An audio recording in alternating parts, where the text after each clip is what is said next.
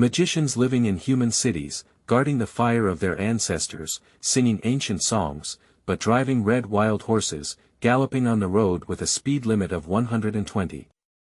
In the world of wizards, Roche, a junior apprentice of a low-skilled wizard at the Northern Academy, is in a tragic situation of insufficient credits and the possibility of repeating his studies. Fortunately, there is no way out, and he has been given the opportunity to become a mascot for talented senior Zhengyi and earn credits through social practice. But this social practice seems to be different from what Roche thinks. The ability to suddenly awaken, the wounds that never heal in memory. The world rapidly collapses with his life as a singularity. The combination of a genius combat mage senior and a doobie junior must find a way to find the truth behind all of this. Keywords of the novel. No pop-ups for wizards in the city. Download the complete TXT collection of Wizards in the City, and read the latest chapters of Wizards in the City. Chapter 1. Introduction. You are listening at novelfull.audio.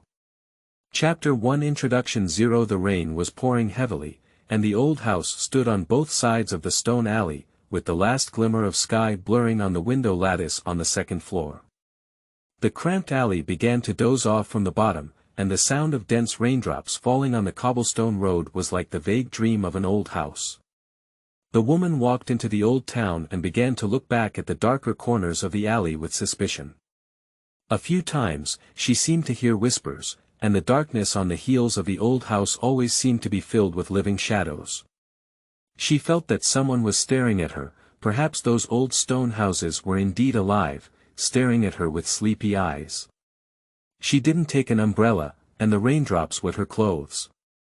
She walked faster and faster in the rain alley in a disheveled state, feeling lost and somewhat like running for her life. The alley suddenly reached its end, with a dark river crossing the entrance. There is no bridge over the river, but there is a road to walk along the riverbank. She looked at the left and right roads in shock, unsure where to go, and instinctively hugged her chilly arm. After hesitating for a moment, she took a step to the right and then stood still with a stiff neck, turning towards the direction of the river. There were no ripples in the river, and she knew she shouldn't look inside. The darkness in the river was thicker than the starless and moonless sky, like a deformed abyss cutting across the edge of the ancient town. But the abyss was calling her, and she looked inside.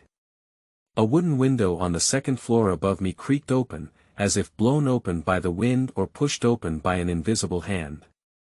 On a locust tree by the river, the crows screamed and kicked open the treetops, flying straight up to the roof, brushing over the gray tiles from 600 years ago, and flying over the riverbank. The woman trembled, her spine tightly pressed against the stone walls of the old house.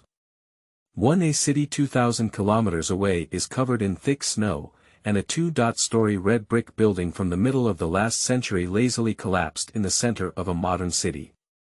It has little aesthetic value and historical significance, as if the urban demolition team forgot about the work after demolishing half of it, leaving it in the center of the city. People busily pass by it, their attention always drawn away by the magnificent modern office buildings around it. No one cares about this half-collapsed red brick building, nor does anyone think of asking why it is still there. Over time, its existence becomes natural. A black domestic car stopped at the entrance of the red brick building. A bald 60-year-old man walked out of the car, wearing a jacket made of woolen fabric on his upper body and slightly oversized corduroy pants on his lower body, with a briefcase tucked in and a mischievous expression on his face. He stopped at the door and impatiently looked up at the broken window on the second floor without glass. A blue plastic bag was hanging proudly on the window frame, trembling proudly in the north wind. He seemed even angrier, snorting heavily in his nose. Downstairs is a half-dead car repair shop, and the owner seems to have the courage to believe that this dangerous building will not continue to collapse. The haphazardly painted car signs outside the repair shop display its repair scope, covering everything from BMW to Baojun, from Smart to QQ. The notice from the municipal government to get rid of it and the notice for the rental hook are pasted on the wall together. The man caught a glimpse of the dazzling wall and frowned as he pushed open the faded green wooden door. A young man with long hair was squatting on the ground in front of the door, scraping tires. He looked up at him in confusion, as if he didn't know him, but in the blink of an eye, he grinned clearly and said, "Boss, you look really handsome today. You look like a leader." The man glared at him and silently walked through the oil-stained repair room, heading straight to the glass door at the end of the workshop. On the left side behind the door is a rudimentary restroom, and on the right side is a staircase that extends downwards.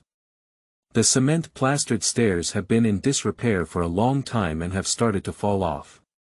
The dirty walls on both sides are footprints in the lower half and mold spots that have grown after getting damp in the upper half. There are several signs in the middle that are crooked and slanted, roughly saying, "No urination anywhere," and "Year.round trick ****, QQ number 112,358 inch. The man glared at the signs with disgust, and his clean leather shoes stepped into the stairwell, walking down the way. The cement of the stairs began to peel off in large chunks from the second underground floor, revealing the bottom of the red brick inside. However, the stairs continued to rotate endlessly downwards. He continued walking, unknowingly turning the stairs under his feet into smooth marble.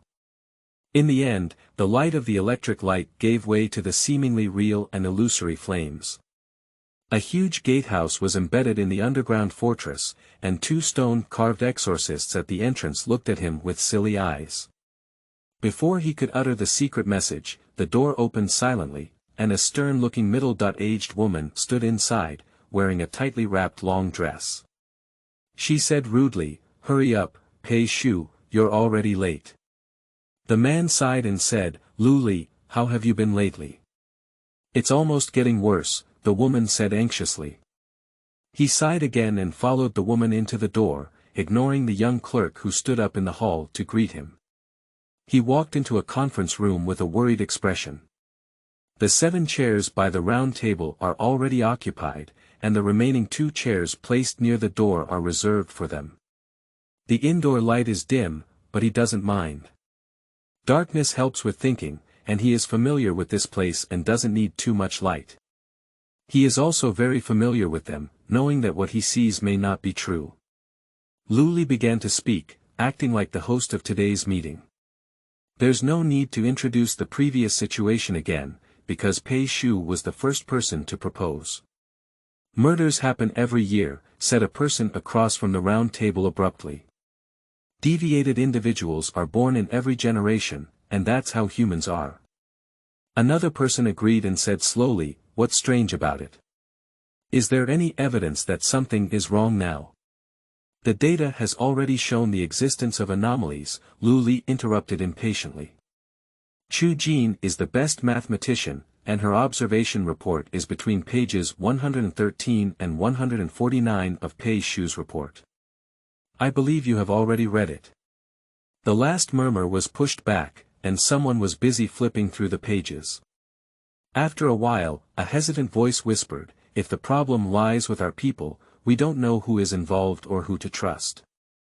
Pei Shu whispered, "So I suggest using students who have not yet graduated, as their resumes are clearer." No one answered at the round table. He looked around and found that even Lu Li was pretending to be deaf and mute. Silence created pressure, and finally someone coughed and moaned under the pressure, "We haven't produced a decent great mage in 60 years, and the students can't rely on it at all." This statement ignited the fuse. At the age of 15, children nowadays can't even rub a fireball without burning their hands. Magic is fading. The last best mage apprentice, determined to cook, is now a successful Michelin 3-star cook. Oh my goodness, he didn't use any prohibited ingredients, did he? Last semester, no one was able to complete a reasonable spatial complexity analysis experiment. The lowest atmospheric control capability in history, with 11 people needed to disperse 400 square kilometers of haze. They also argued that this is a new atmospheric situation that is completely indescribable, and that old textbooks are not practical. They are all nonsense. In fact, they cannot even create a storm like it. They can actually manipulate the climate, they just can't calculate the butterfly effect after a local storm, so they don't have the ability to cast spells. After listening for a while, Pei Shu twisted a hint of mockery on his gloomy face and made the best summary with a low voice that overwhelmed everyone. The weasel gives birth to offspring, one litter is better than another. The complaints abruptly came to an end, and dark clouds rolled in the low-pressure atmosphere of the conference room. Lu Li looked at him in surprise and said with a tone of criticism, "Pei Shu." But she immediately became speechless, even though she glared at him harshly for a while, she couldn't express any substantial blame. "If you think there's a suitable candidate, you can propose it now." Pei Shu looked up and glanced at the 7 people sitting in the shadow. "I'm all ears."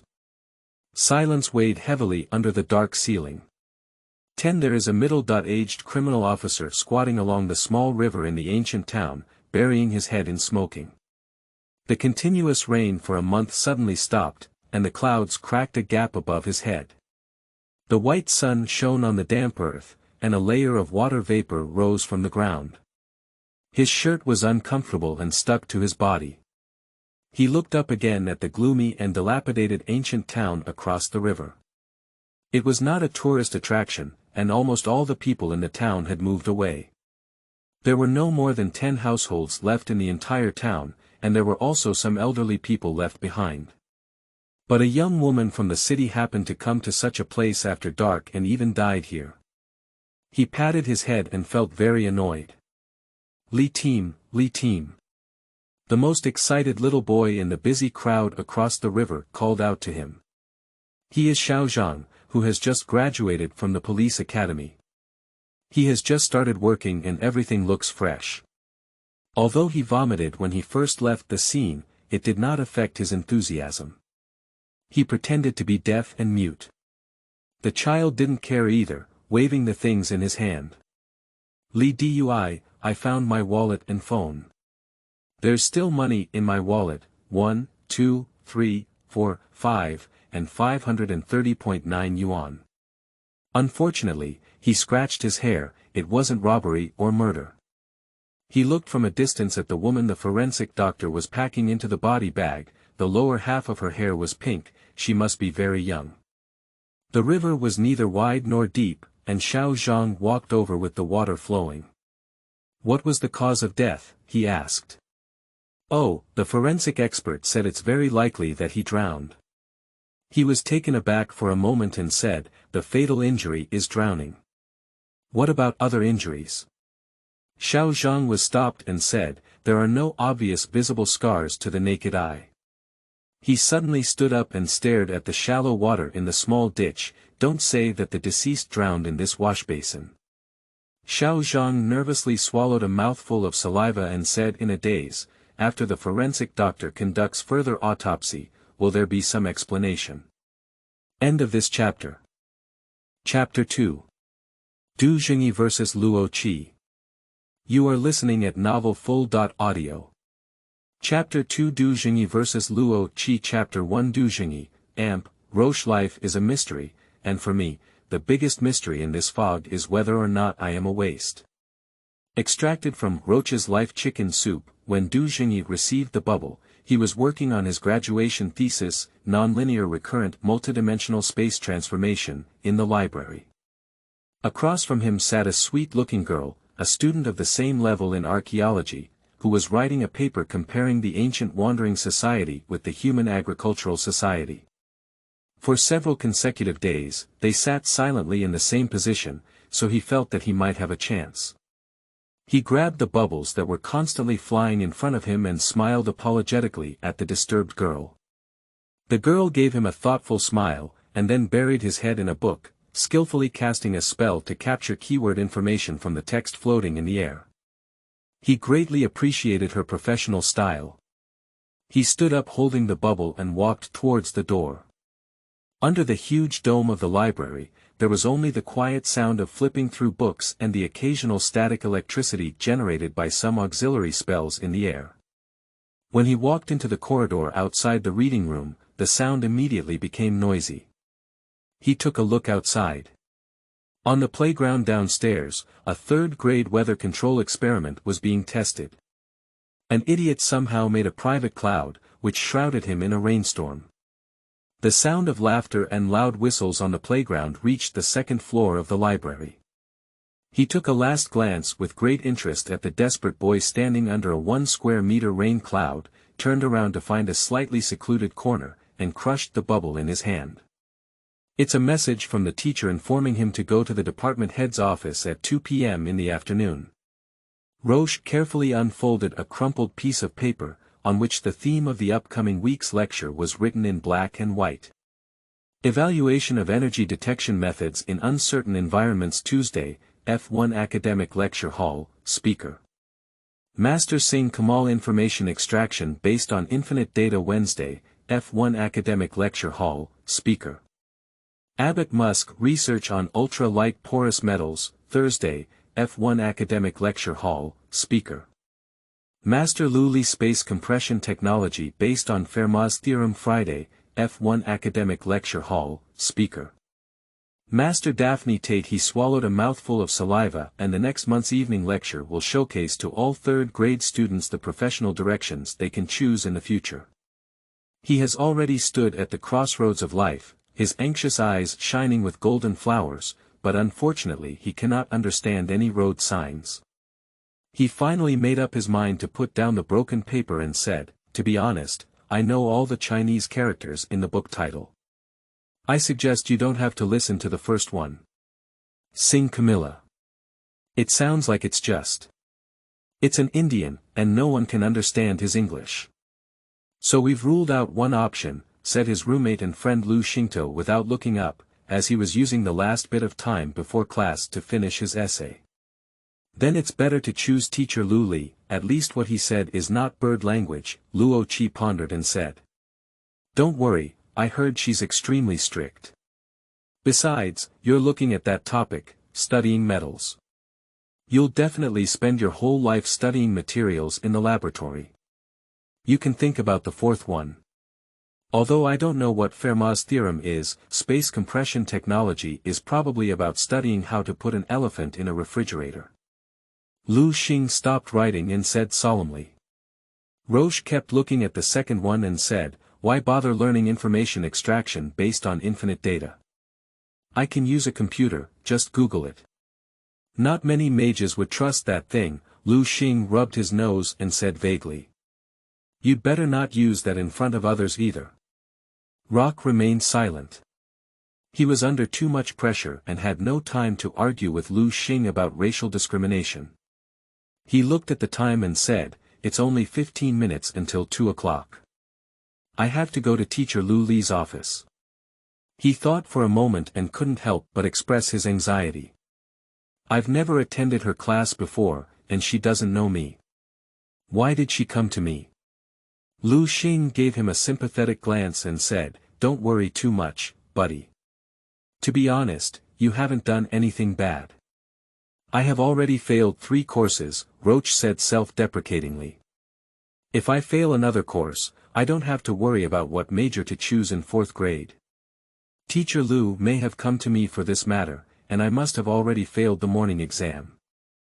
Lu Xing was also a bit worried, but he remained calm and said truthfully, "If you procrastinate for a while longer, you will be late. Maybe Lu Li will use lightning to strike you. I heard from the students in their college that her nickname is Lei Gong Jianmu. Isn't Lei Gong and Jianmu 2 people?" Luo Qi asked incredulously. His buddy has always been irritable, and he listens to others' words only 3 but not 4, so his speech is not very reliable. Probably emphasize twice the strength. Lu Xing said carelessly, glancing around, and seeing that no one in the classroom was paying attention to him, his face suddenly turned sour, frowned and said firmly to Roche, "Don't think about those who are not. If you are really dismissed as a mage because you failed in 4 courses, I can introduce you to work with my cousin. When he graduated from school, he also got a first-level mage license, but after graduation, he has also joined the catering industry. Now he has several Michelin 3-star stars, who are still thriving in the other side. Why must be a mage? What's so great about rubbing fireballs? My cousin doesn't need to rub his fingers when he is cooking. He uses an electronic lighter. Rocky didn't know what to say for a moment, so he licked his lips in vain. He was eager to become a wizard, but then he thought of the unlucky exam in the morning and suddenly lost his energy. He knew Lu Xing was well-intentioned and was a bit moved in his heart. He patted Lu Xing's shoulder and vaguely thanked him before leaving. This delay was a bit late, and Roche hurriedly walked through the hallway of the teaching building, trying to take a shortcut to catch up on time. At this point, some classrooms had already started taking exams. Through a half-open door, he saw students inside taking second-grade math exams, with some ever-changing numbers floating in the void. Very cool.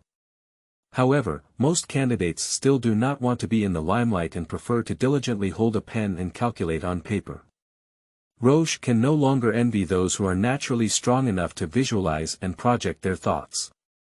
His ability has been hovering between being like a mage and not quite like a mage, and he doesn't have much time to appreciate those lucky people who are close to the upper limit. The actual problem he is facing now is whether he can maintain the lower limit, at least not be expelled from school. It was already 2 o'clock when he ran into the last corridor. At the end of the corridor was a 6-sided hall with a rich nest. In the center of the hall stood a statue of a snake woman. 5 identical offices were hidden behind the wall. He glanced up at the door's sign of the office, and only numbers hung on the 5 doors. Roche calmed down for a moment and looked at the time. He was already 2 minutes late. He calmed down and took another minute to recall what office the teacher was referring to, but to no avail. 3 minutes later, he made a desperate decision to choose number 2 as his lucky number and knocked on the door. The wooden door opened inward, and Roche excitedly thought that it was a good omen, indicating that there was indeed someone inside preparing to meet. But there was no teacher Lu Li in the room, only a young man sitting on the sofa next to his desk, looking at him with a hint of surprise. I'm sorry, Roche said awkwardly and quickly. I'm sorry, it seems like I went the wrong way. Before he could finish speaking, the suite door behind his desk was suddenly pushed open. A middle-aged woman with a serious expression walked out with a stack of documents in her hand, glanced at Roche, and impatiently ordered, "Stop talking nonsense, Roche, close the door and come in and sit down." Roche was taken aback for a moment, then came to his senses and apologized in a low voice before walking in with a casual tone.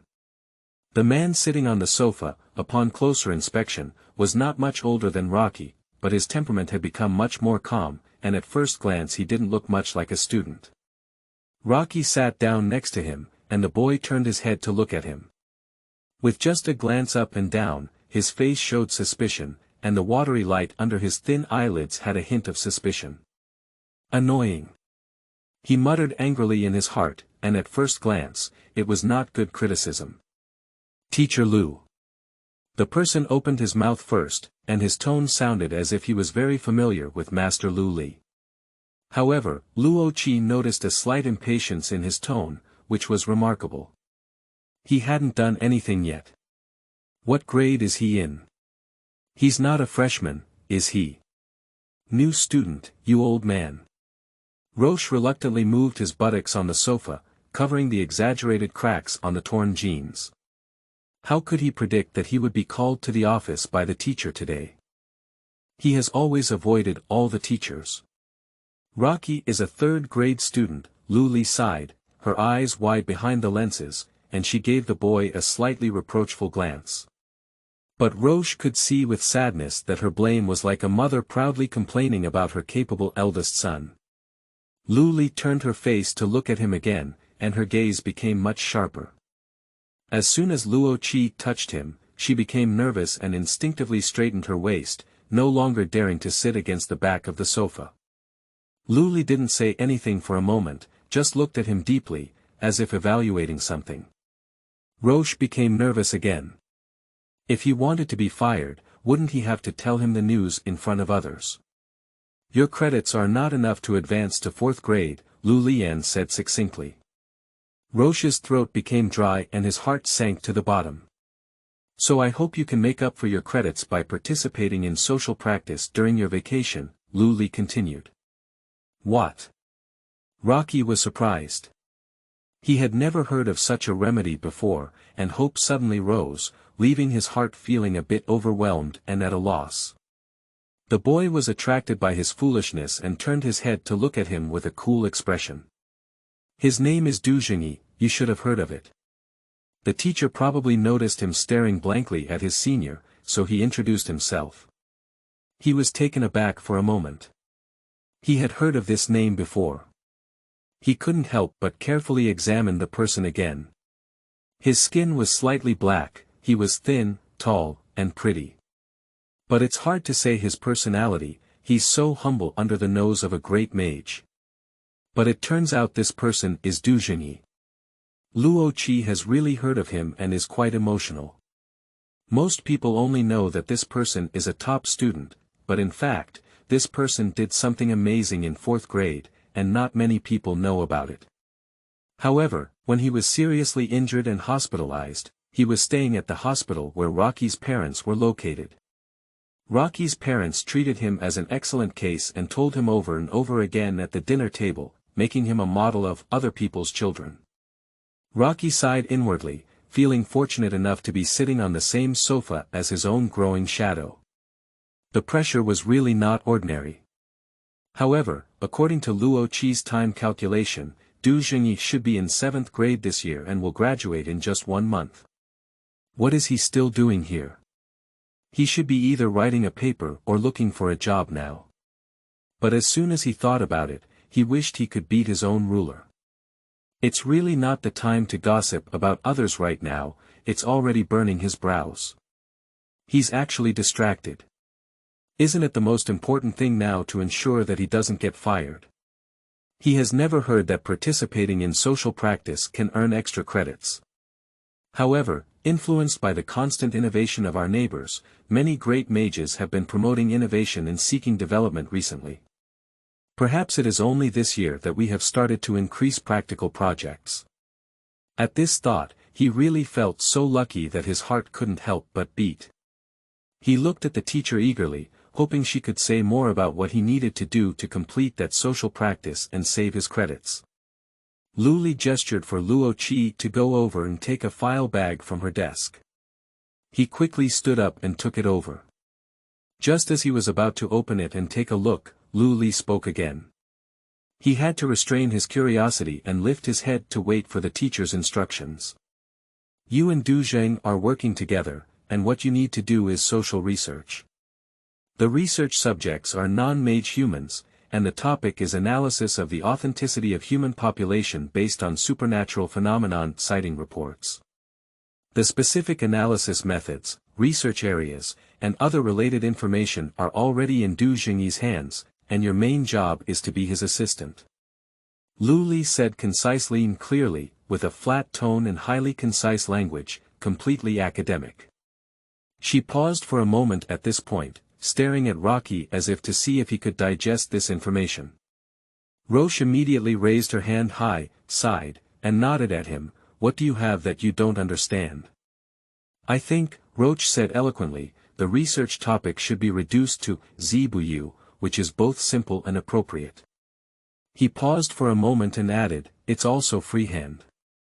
Now not only teacher Luo Qi, but also Zhengyi next to him turned around to carefully examine him. He gained a high interest and attention and continued to speak freely. I have always thought that Confucius may be a great master who hides his identity. He is not a strange and chaotic person, and he has allowed us to live safely on this land for thousands of years. There has never been a heinous incident like the Salem massacre on our continent, and I think Confucius has made great contributions to it. Luo Qi nodded and looked at him expressionlessly. You do understand what you were asked to do. Since you mentioned it, you can write a historical paper on studying Confucius. If you have your own perspective, submit it to me next month, with 40 pages. Luo Qi paused for a moment and began to face the nickname of Lu Lilei, Duke and Mother of Electricity. With a sneer in his ear, it was Zhengyi. Why do I look a little familiar with this bare child? Rocky glared at him, their age difference was only between 3 and 4 years old. Who could be more bearish than who? What else are you talking about? You look familiar. It's not like picking up girls in the cafeteria. Unexpectedly, Du Zheng immediately said to Lu Li, I think it would be more efficient to find a student majoring in sociology or history to help. I recommend a history student in the same class as me, whose professional competence is very good and more suitable for this social research. Roche's chest suddenly tightened, regretting that he had just boasted so much nonsense and might have messed up things again. Why couldn't he control his broken mouth? Lu Li pondered for a moment, and Luo Qi's throat tightened. He thought afterwards that this must be the most important minute in his life, but he was like a dumb seal, completely on the mudflat, and could not even save himself. Finally, Master Lu Li firmly established his belief that he didn't know where he came from and shook his head towards Du Zhengyi. Du Zheng let out a sigh, and without hesitation, the person involved was right beside him. He directly asked which ability has a higher standard deviation. Surprisingly, Lu Li did not answer, and Luo Qi looked at her curiously. In fact, he also wanted to know what secret and outstanding advantages he had, so that he could be selected by the great mage. But Lu Li tightly pursed her lips, as if trying to stop her words, as if the words she was about to say would go against her personal wishes. He has only seen people like this at one time, when they are very shy to say what they want to say.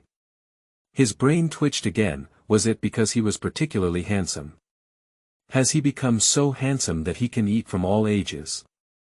Roche glanced curiously at the pretending party next to him and noticed that he was also observing teacher Lu Li with interest. Roche turned his head to look at their teacher.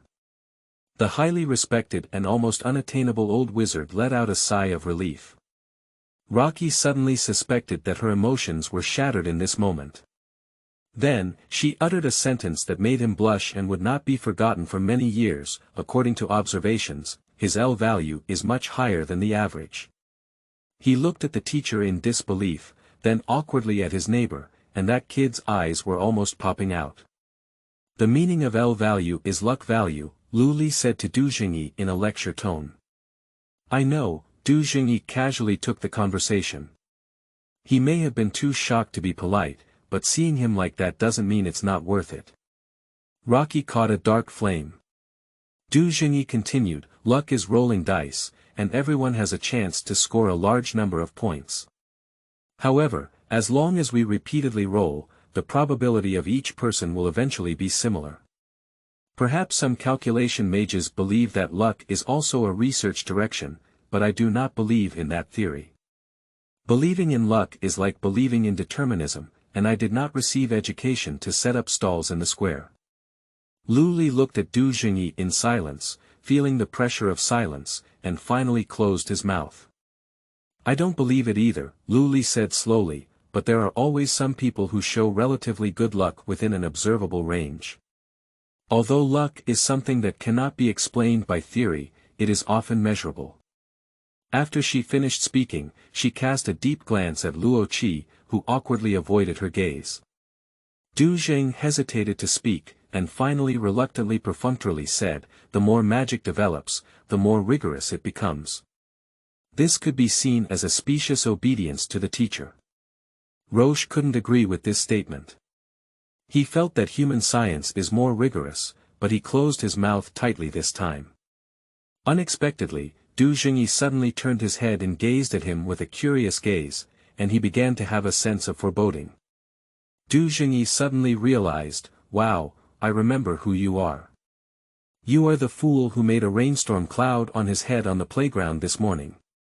Did you fail the weather control experiment exam? Damn it. Roche said in his heart that he had never seen anyone more annoying than him. End of this chapter. Chapter 3. Space and Time. You are listening at novelfull.audio.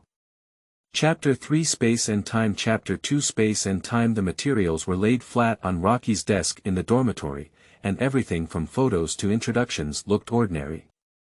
Rocky quickly lost interest. He was pondering how difficult it was to conduct a social investigation. At most it could be considered trivial. Moreover, his main focus was still on the young and mature Zhengyi. All he had to do was to start a fight, in other words, he was just a follower and obedient to orders. Lu Xing is quite interested and has been flipping around at his desk, looking at the materials he brought back and arranging the photos one by one. There has always been no secret between Luo Qi and Lu Xing. As soon as he returned from the teacher's office, he couldn't wait to tell Lu Xing the whole story. Lu Xing's interest was even higher than that of Luo Qi, and he kept asking repeatedly, asking him to explain the process many times. He kept saying that Luo Qi couldn't come up with anything new before giving up. Since then, Lu Xing has been studying these materials. He looked at Lu Xing with a lack of interest as he had OCD and rearranged the information again. Finally, he turned around and planned to talk to him. Unexpectedly, he opened his mouth and said, "This is not right. Boss, if you sit in the dormitory, you can tell what's wrong. Can I just write a report without having to conduct field research?" Roche replied with a lack of energy. "No, I can understand the target event of this survey. From time to time, some people have witnessed the use of their second and fifth eyes, followed by reports of so-called supernatural phenomena. However, humans always love to lie and make headlines, so these reports are always unclear. From the perspective of a mage, studying the reaction of human society to such things is definitely something that some academic sects are willing to do." Lu Xing said with a thoughtful expression, looking a bit like when doing strategic analysis for games. "But why did you two choose to participate in this research project?" Rocky was startled and hesitated. He didn't tell Lu Xing the reason for his selection, which is a bit indescribable. He hesitated for a moment, then looked around hesitantly and said to him, "Because I am the only student in 3rd grade who may not be able to advance to 4th grade, and I urgently need credits." Lu Xing shook his head and said, "Of course I know you have the motivation to participate in this social survey practice. What I mean is, why did Zhengyi get involved in this at this time? He is a famous and good student who doesn't need any extra credits. Besides, he will graduate soon and participate in a Mao's social practice." Originally, it wasn't asking why he was selected, but Rocky breathed a sigh of relief. But then he understood what Lu Xing meant. He was too nervous and had been thinking only about his own problems. Now that Lu Xing had mentioned it, he remembered Zhengyi again. Indeed, Zhengyi's grades and resume are there, and he will have many choices after graduation, even some very promising ones. He doesn't need to talk about this at this time. Lu Xing ignored his hindsight and pondered to himself, "I think there must be something going on here, maybe it's a good thing, otherwise he wouldn't go. Tomorrow is the last day of the exam, right? At the earliest, the day after tomorrow, you'll have to go with him to the other side." Roche's attention was diverted again, and every time he heard Lu Xing say the word, "that side," he felt a bit amused. This is a quite old-fashioned saying. Lu Xing was raised by his grandparents and would occasionally say some old things unintentionally. In the old saying, that refers to the world of ordinary humans. They also live in the other world, but they do not exist for humans. Perhaps they only float like fleeting shadows in distant human legends or children's stories. There are always some mages who call on themselves to maintain dignity, reject hedonism like human suicide, and criticize human destruction of natural ecology. These views are highly accepted among the less strongly assimilated elderly, who always insist on using that term to refer to the human world. Roche scoffed at this idea, believing in the theory of human evolution. Mages are just a branch of primates on the evolutionary tree, and their ancestors are likely to be the same mother monkey as human ancestors. Perhaps they are more appropriately referred to by modern humans as psychics. Roche shared with Lu Xing the theories of evolution and the supernatural powers, as well as the Marvel method. Lu Xing raised his eyebrows and looked at him until he gradually closed his mouth. "Is it your wizard's talent to disperse your thinking? Do you think this girl is pretty?" Lu Xing flicked the photo and took a closer look. Luo Qi sighed and took the photo handed to him by Lu Xing. People always have little interest in his theory, but he himself thinks it's good. He has seen this photo several times, and the girl looks pretty good. The feeling between her eyebrows and eyes is very light, which is indeed the type that Lu Xing likes. But when he looked at it just now, he felt something was not pleasing to his eye. Now, looking at it again, he finally realized the source of the discord. Her hair had a cute pink tail, which didn't match her appearance style. Lu Xing's speculation also dug a hole in his heart, and when Du Zheng arranged to meet him, he became even more uneasy. He always worries that good things may come too suddenly, but he sincerely hopes that everything goes smoothly. Whether he can graduate or obtain a mage's license is almost a matter of this. The place where Du Zhengyi arranged to meet him was a tea house opened by a mage, located in the center of the old urban area of the human city. Even though Roche often spends time in human communities, he is not very familiar with these places. He walked several times in the middle of a dilapidated residential building, which was an open community and also the territory of a group of stray cats. He went back and forth to meet them for the third time before suddenly finding a tea house. A huge sign of an esports online CAFA almost completely blocked the small sign of the tea house, and if you don't look closely, you won't even be able to see the tea house on the upper floor of the online CAFA. Roche hurriedly entered the unit door, and Du Zhengyi gave him the first impression of being a very difficult person to deal with. It is said that he has many talents, but tolerating others being late is definitely not one of his talents. When going upstairs, Roche had some other concerns. Recently, it has become popular for businesses to showcase their personality on storefronts, and you need to put in some effort to figure out the way. There is a famous ice cream shop where only sad people can open the door. There is also an amazing barbecue restaurant that only cheerful people can open the door. Roche is a regular customer of this restaurant and always passes through smoothly. Roche speculates that both types of door locks are medical magic that can detect hormones secreted by the body, thus inferring the mood of diners. The deliberate installation of such door locks is certainly a gimmick from the merchant, in order to attract customers. But having a jewelry store in Xi'an is ridiculous. To find the door, you first need to unlock a 9-link chain, which is simply nonsense. If you have to check your IQ before being allowed to enter the store, then no wonder that store later closed down.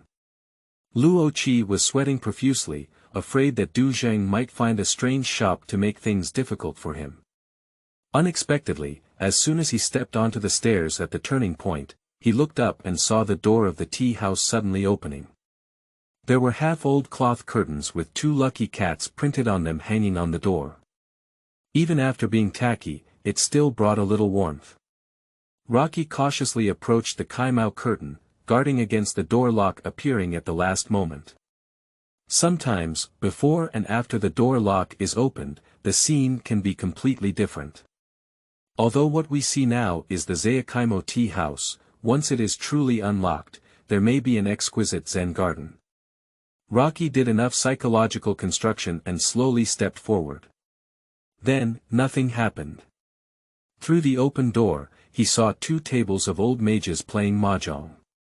The only thing that could cross the 2 realms of illegal humans, even isolationist old men couldn't resist mahjong. More importantly, Du Zhengyi is not difficult to find. He stands out among a group of old men drinking tea, playing cards, and chatting leisurely. He was sitting lazily by the window, leaning against the innermost broken table, writing vigorously on a pile of paper drafts.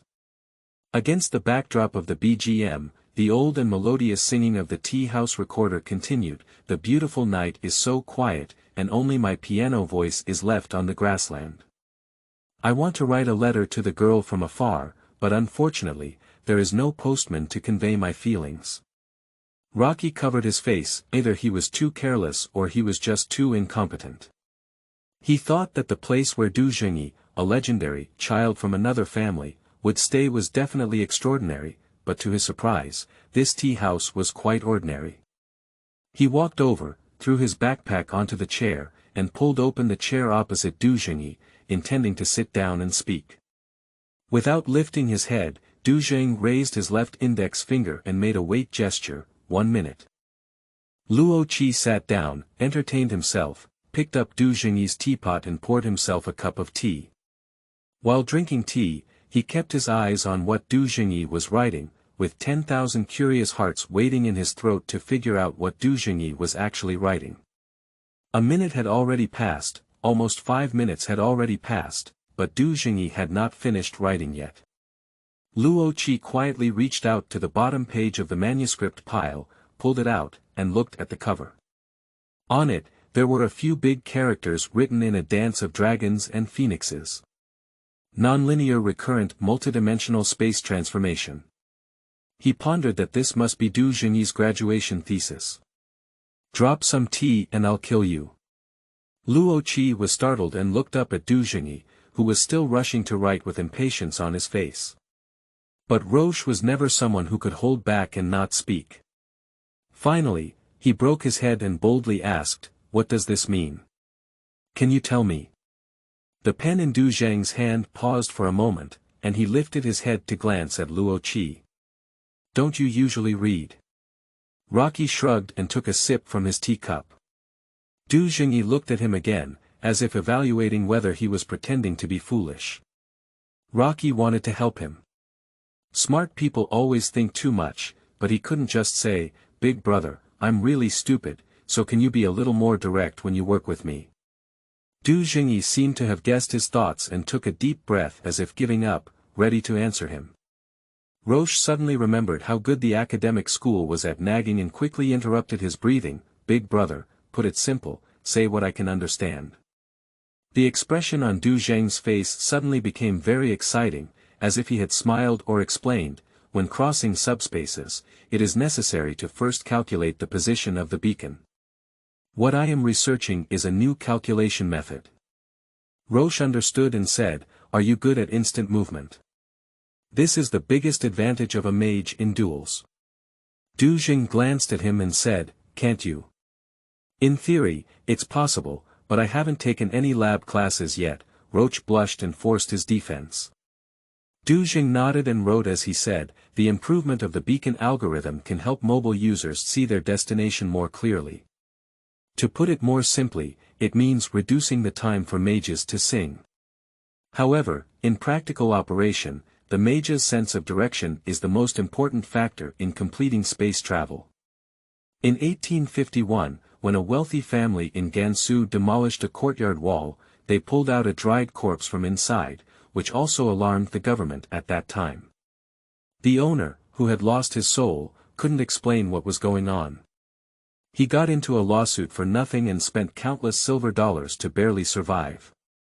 The family couldn't live in the local area anymore. In a few years, I decided to relocate my whole family. However, when I crossed the Yellow River, I was caught in a flood and my whole family drowned. Ah, of course, this is a later story. I'm getting too far. Roche felt a chill out of thin air and shuddered. Is that corpse a wizard? Yes, the master who committed sins has been missing for several years.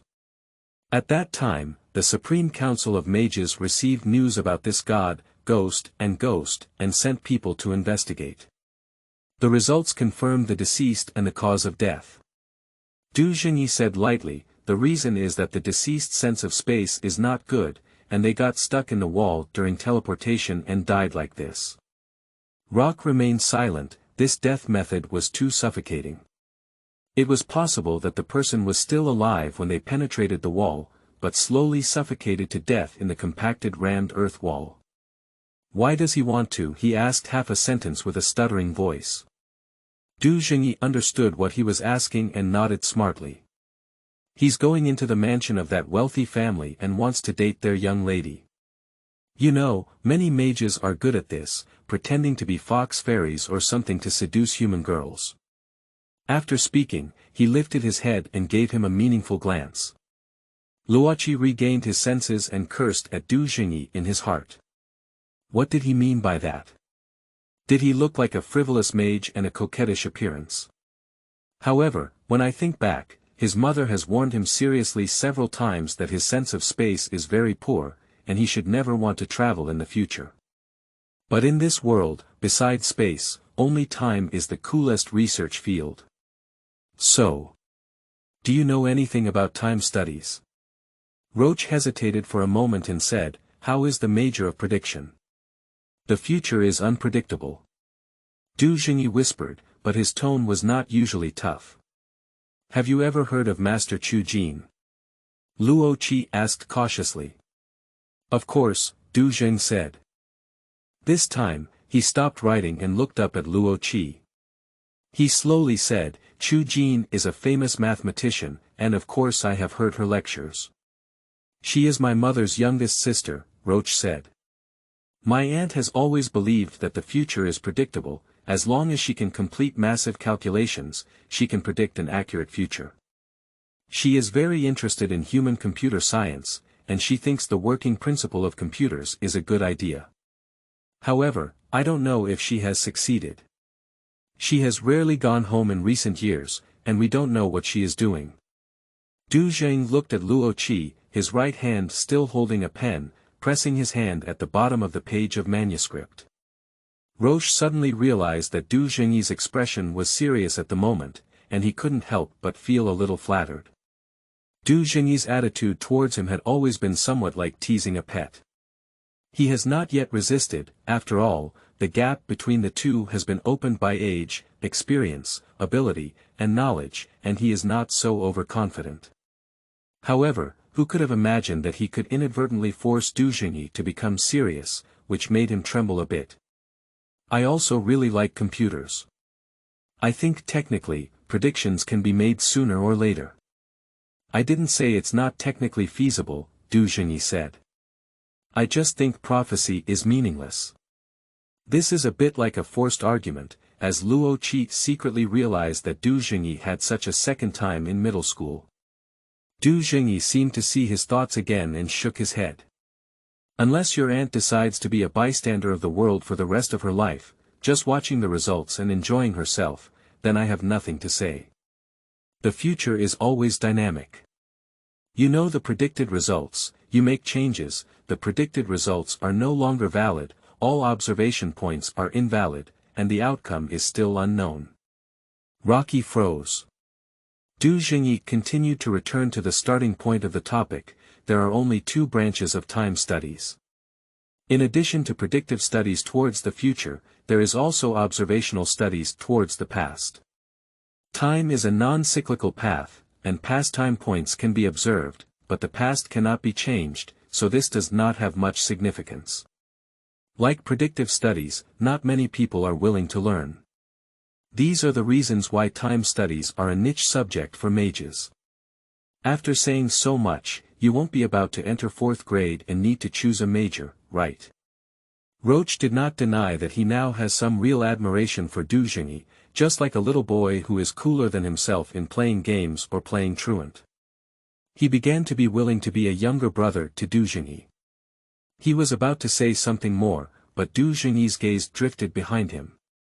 He quickly turned around and happened to see the half-curtain of the lucky cat hanging on the door frame of the tea-house being lifted, and an old man in pajamas walked in.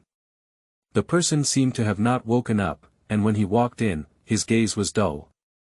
One hand was still inserted into the pocket of his pajamas, and a pair of semi-old cotton slippers were dragging on his feet. If it weren't for a small facial tattoo and a cool lion mane hairstyle on his face, Rocky would have thought he was an elderly dementia wandering in the neighborhood. The old man saw Zhengyi and nodded at him. Zhengyi nodded to his elders with a hint of impoliteness as a greeting, and then ignored Luo Qi, burying himself in his paper and writing wildly. The old man walked slowly over, sat down on the empty chair next to Roche, and silently looked out the window. Rocky was overwhelmed by his formation and felt a bit lost. He followed suit and looked at the window, where a human student had pasted a Santa Claus poster in the middle of the window glass. But the shop owner seems to be not pretending enough, and has added 5 auspicious characters around, with a carp flag hanging above it in an indecent manner. Through the glass window, you can see the hot pot restaurant on the 2nd floor across the street, where there are many diners. The steam cooked from the hot pot blurs the window. Rocky didn't see anything to see through the window, so he took an empty cup, pulled a teapot, filled it with water, and brought it to the old wizard. "Please," he said. The old man seemed to suddenly notice that there was a big living person beside him, and turned his head to look at Rocky. Roche didn't expect the old man to wake up from his dull contemplation, his eyes as sharp as eagles and falcons. He felt a little uncomfortable being stared at and gave a dry smile. He remembered Zhengyi again, lying on the table stretching his arms to the longest, and finally touched the teacup in Zhengyi's hand. He pulled it over and diligently refilled it with tea. Zhengyi cursed casually, "If you're too lazy, can't you stand up and pick up a teacup? What's wrong with your but not being able to do without a wheelchair?" "Yes, Mom." Roche pushed his teacup back and turned his head to look at the old man without any pain or itching. He smirked at the old man shamelessly. "Who are you?" the old man asked, as if he hadn't spoken for a long time, his voice a bit dry. "Oh, he is," Zhengyi said lazily with a long voice, lifting his eyes to glance at Luo Qi and showing a wicked smile. "He is my mascot." "Oh, your mother." Roche greeted sincerely in his heart. "Master Luli asked me to take him with me this time," Zhengyi explained, saying that as long as I take him with me, I can turn bad luck into good luck and bring good luck when I die. Immortal longevity is eternal, and young age is eternal. Luo Qi couldn't help but ridicule and continued. Zhengyi gave him a glance. The old man's serious face showed a slight smile, and he asked Zhengyi, "Don't you know the source of his words?"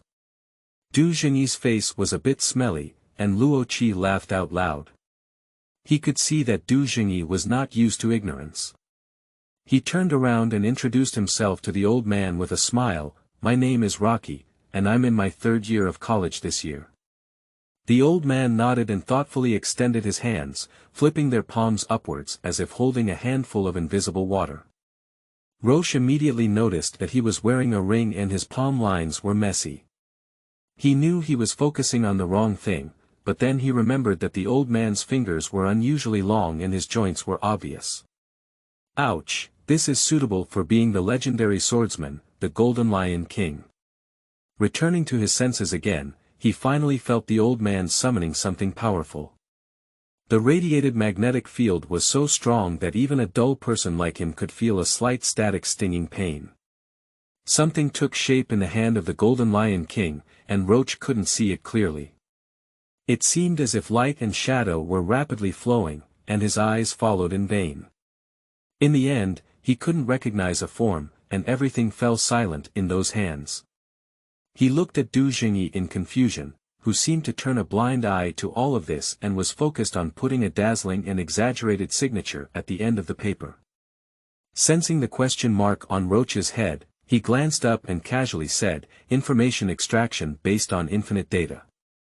Roche felt that these words were very familiar, and after thinking for a moment, he suddenly remembered that it was the topic of tomorrow night's academic report. He didn't hold back and said, "Human beings use the internet to connect data resources, and information search can be done through search engines." Zhengyi ignored him, and Luo Qi didn't expect to explain to him that it was the Golden Lion King. The old man put down his hands, as if the task was already done, and said gently to him, "Even humans understand that the speed at which the brain extracts data from chaos is very fast, which even their most advanced computers cannot match. We are slightly luckier than humans in this regard, as our brains are very good at processing information, which is our advantage." Rock nodded in awe, as the old man had an indescribable power hidden behind a layer of humility, unfathomable. But Zhengyi seemed to be immune to all authority. He stacked his papers on the opposite side, placed them on the table, and knocked them together with a ping-ping-ping sound. He threw them in front of the old man, hand in the papers. Luo Qi couldn't help but admire Zhengyi even more. No matter how big or small he is not afraid of thunder and lightning. The old man picked up the paper, carefully found the rolled-up edge of a page from a stack of paper, and slowly flattened it. Roche watched as he slowly rubbed the page of paper and carefully coated the student's paper more neatly. Somehow, he lost his mind again and remembered how his grandfather took back the toys he had thrown around when he was a child, slowly repairing the damaged parts bit by bit. When the old man spoke to him, he didn't hear him at all. Zhengyi rudely extended his long leg and kicked him onto his chair, which startled him. "The teacher asked you a question," Zhengyi said casually, as if it wasn't him who kicked his chair. Thinking about it, he added, "Let's go, God King." The Lion King is much more patient than his students. Seeing that he doesn't understand, he repeated what he just said, "Do you have a good understanding of human culture?" "Very familiar with culture." Roche scratched his head and didn't know how to continue. "Are you talking about me?" The old man's face showed a gentle smile again. "Your homework paper quoted a large number of classic human works, and your experimental environment also had movie scenes. Your mentor didn't like your cumbersome way of describing things, thought your thinking ability was average, and your reasoning was not strong, so he gave you low scores. But I think that's just because your ideas are more like humans than wizards. You are familiar with human society, and perhaps you also have some human friends. You spend a lot of time in human society. You may often cheat and use human tools to replace the brain-intensive skills of wizards, so the part of the wizard's brain has always been in your mind. Inadequate development." Rocky stiffened awkwardly, blushing with embarrassment, feeling a little embarrassed and angry at the thought of being criticized by an old man in a messy pajama in an old tea house. Indeed, mages never fabricate stories or waste their energy. Like him, they occasionally indulge in the world of human novels, much like a human child addicted to internet addiction, and are subject to beating. "I'm not criticizing you," the old man said calmly, letting out a sigh. "Most mages have a narrow perspective, and we all need a broader perspective." After the Lion King finished speaking, he fell silent and gazed at the teacup on the table. Roche noticed that he had once again fallen into the same trance as when he first entered the room, as if his soul had already wandered out of his body. The Lion King's nose was very flat, and Roche thought of the Sphinx statue again, almost laughing. He quickly turned back to look at Zhengyi. Zhengyi seemed to take the situation of the Lion King for granted. He held a teacup in his left hand and enjoyed drinking tea, while his slender fingers in his right hand smoothly guided a bamboo spoon on the table around his fingers, passing the time waiting for the old man to come to his senses. Roche looked enviously as some people used their abilities as naturally as a spring overflowing from a mountain, but he himself was like a dry well, requiring all his strength to squeeze out a spoonful of water. Sphinx finally woke up and even received the previous sentence, "Zhengyi knows very little about the human world, and you can just make up for his shortcomings in this part." The two of them glanced at each other. Roche could see that none of them had taken the old man's advice to heart, and he couldn't help but laugh. Fortunately, Zhengyi was not a bookworm without a sense of humor, and a smile flashed through his eyes as well. The cassette tape of the tea house was placed on the head, and the old song stopped. The room suddenly became quiet. The sound system in front of the hot pot restaurant occupied the upper part, and a particularly artificial male singing voice was delivered through the window. "My little sister gave me the lang, and I took out 2 large silver coins from my waist. This 1 yuan bought a train ticket for my lang, and this 1 yuan bought a Chinese cigarette for my lang." Zhengyi's face turned black, and the old man was also stunned for a moment. Only Luo Qi smiled. He stood up and flipped over the cassette tape in the recorder, and then the old song Jindian started singing again, suppressing Yu Yunpeng's new song across from him. The atmosphere became a bit casual, anyway Rocky felt that way. The old man didn't blame him much, so he felt like he could chat with the old man casually. "You must be a great wizard, but I don't remember any great wizard as cool as you, not only with long hair but also tattoos on your face," he said casually. It was as if a bomb had been dropped on the tea table, and both of them stared at Rocky at the same time. Roche was taken aback and looked at the old man at a loss. The old man's gaze was so cold that it seemed like he wanted to pierce his soul, making him very uncomfortable. He sought help and looked at Du Zhengyi with a gentle expression, but his gaze was calculating, as if frantically collecting parameters from his face and body for calculation. Luo Qi sat awkwardly, feeling like a fool. He must have said something that the elderly avoid. He didn't know how to ask when to enter, and Du Zhengyi didn't mention him. He grinned dryly and continued chattering, "Can students have the privilege of knowing the teacher's name?" "My name is Pei Shu," the old man generously answered him. He was taken aback. It was a name that was so thunderous that even a mage apprentice like him knew it. Now he finally became nervous, his palms sweating, and he didn't know what to say, almost starting to shake his legs. But Du Zhengyi helped him out of his panic and asked him across the table, "Can you see the teacher's hair and tattoos on his face?" Rocky didn't know what he meant, swallowed his saliva, and nodded. Can he see something that others cannot see? According to ghost stories, it should also be seeing souls or elves, right? Being able to see scars on hair and skin is not something to be proud of. Du Zhengyi glanced at Pei Shu and said, "I guess the teacher is not dressed neatly now, right?" Roche nodded weakly and said, "Pajamas, and slippers." "I guess so." Du Zhengyi nodded with satisfaction. "What's wrong?" Roche weakly asked him, hoping he would be kind and answer the questions well. Du Zhengyi looked at him again and smiled maliciously, "I won't tell you." End of this chapter. Chapter 4. Krypton Golden Dog Eye. You are listening at novelfull.audio.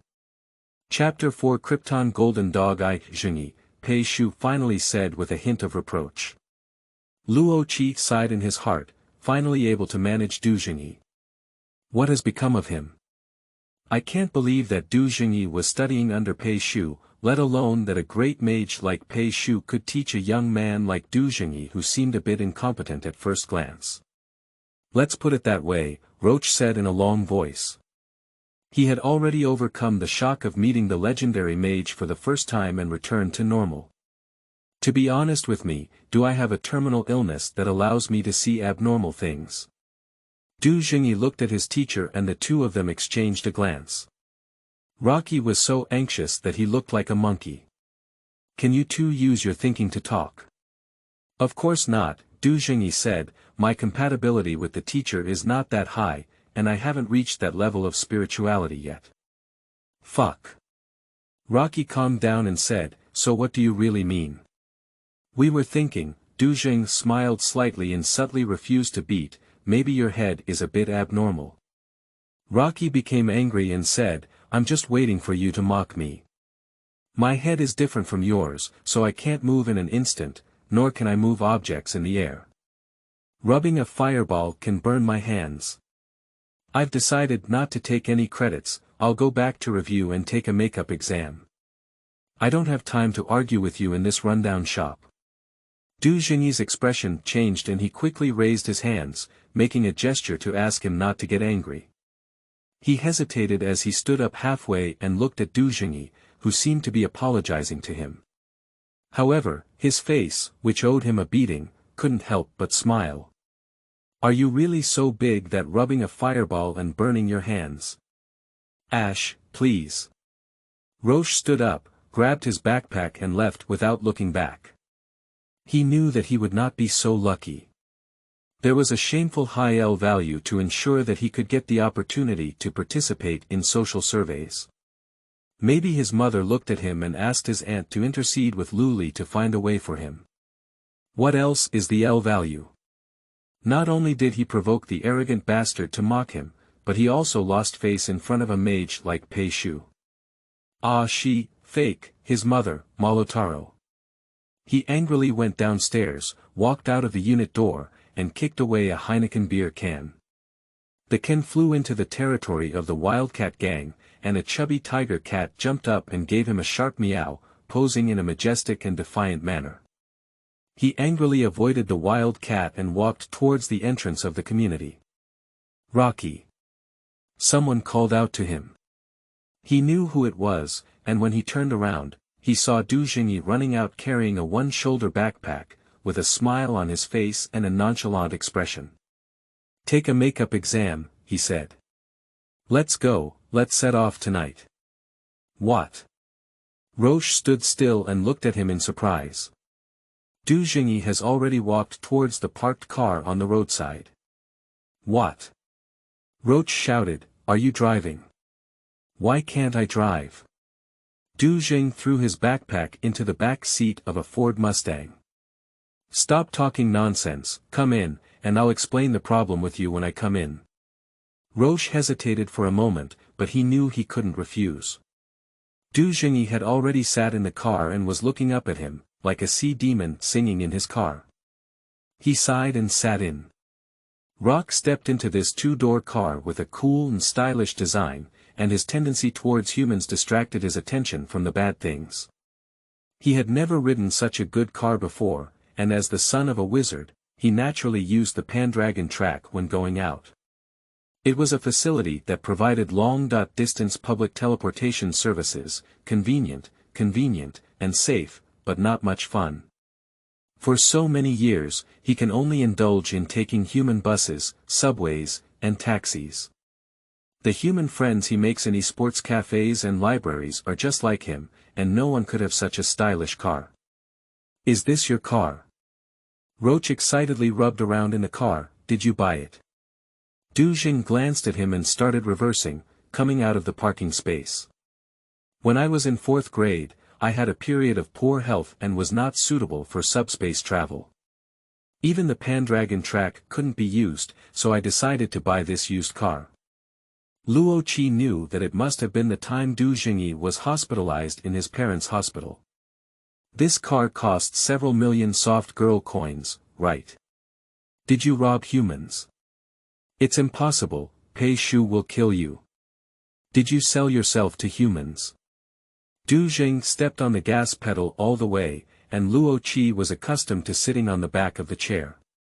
You were born a boy, and your mother didn't have to worry a lot, Zhengyi said in the roar of the modified Mustang. There's no bad man driving a car worth 300,000 yuan to lure you, is that why your L value is high? What does that mean? Roche angrily said. Zhengyi said, do you think I can afford a car worth millions? Roche thought for a moment and took out his phone from his pocket to search, then opened his mouth wide at the quotes of 350,000 to 100,000. Why do you buy a car that's not as good as one on the outside? Because I am a person who is not as good as one on the outside, Zhengyi held him back.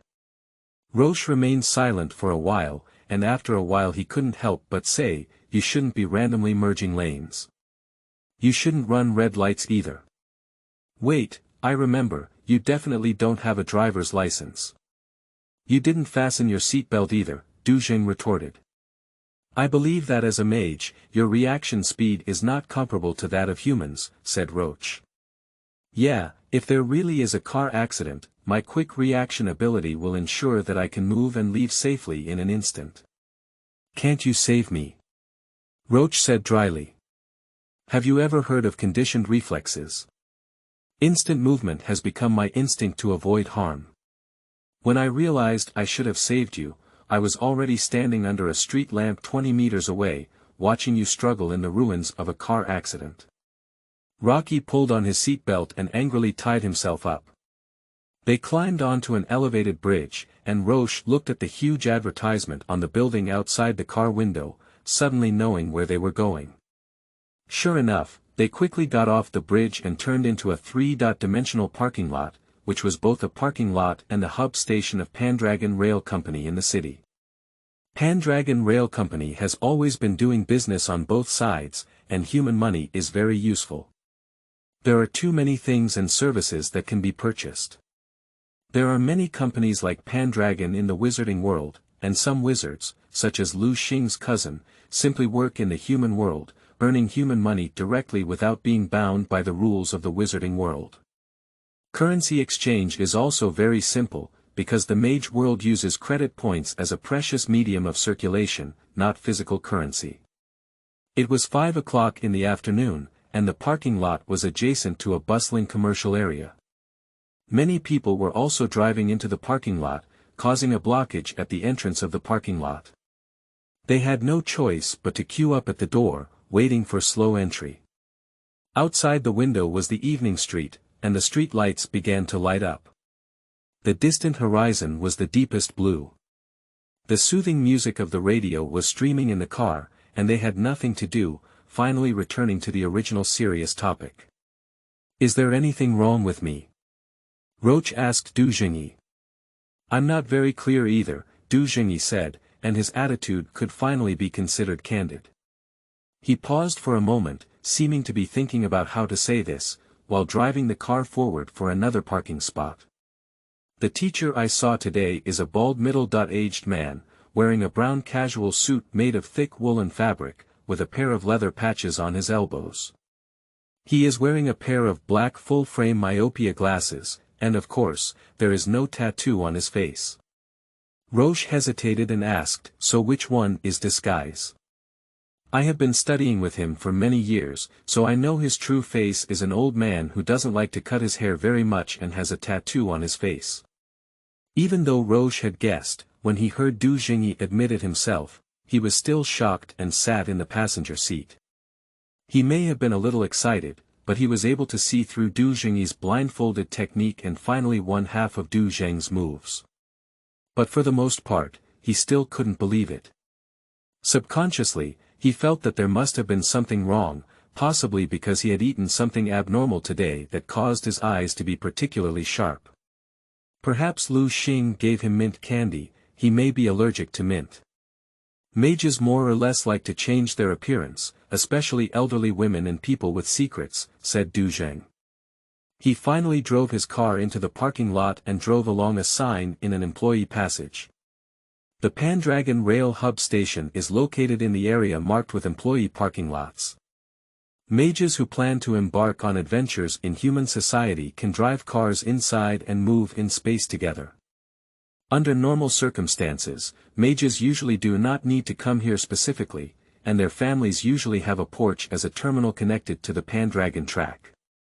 The entrance to Roche's house is located in their basement, which looks like an elevator and can be started by voice. Roche often links here from the entrance of his home, and there is a subway station opposite this hub. Once Roche arrives here, he will take the subway to meet his human friends and pass the time together.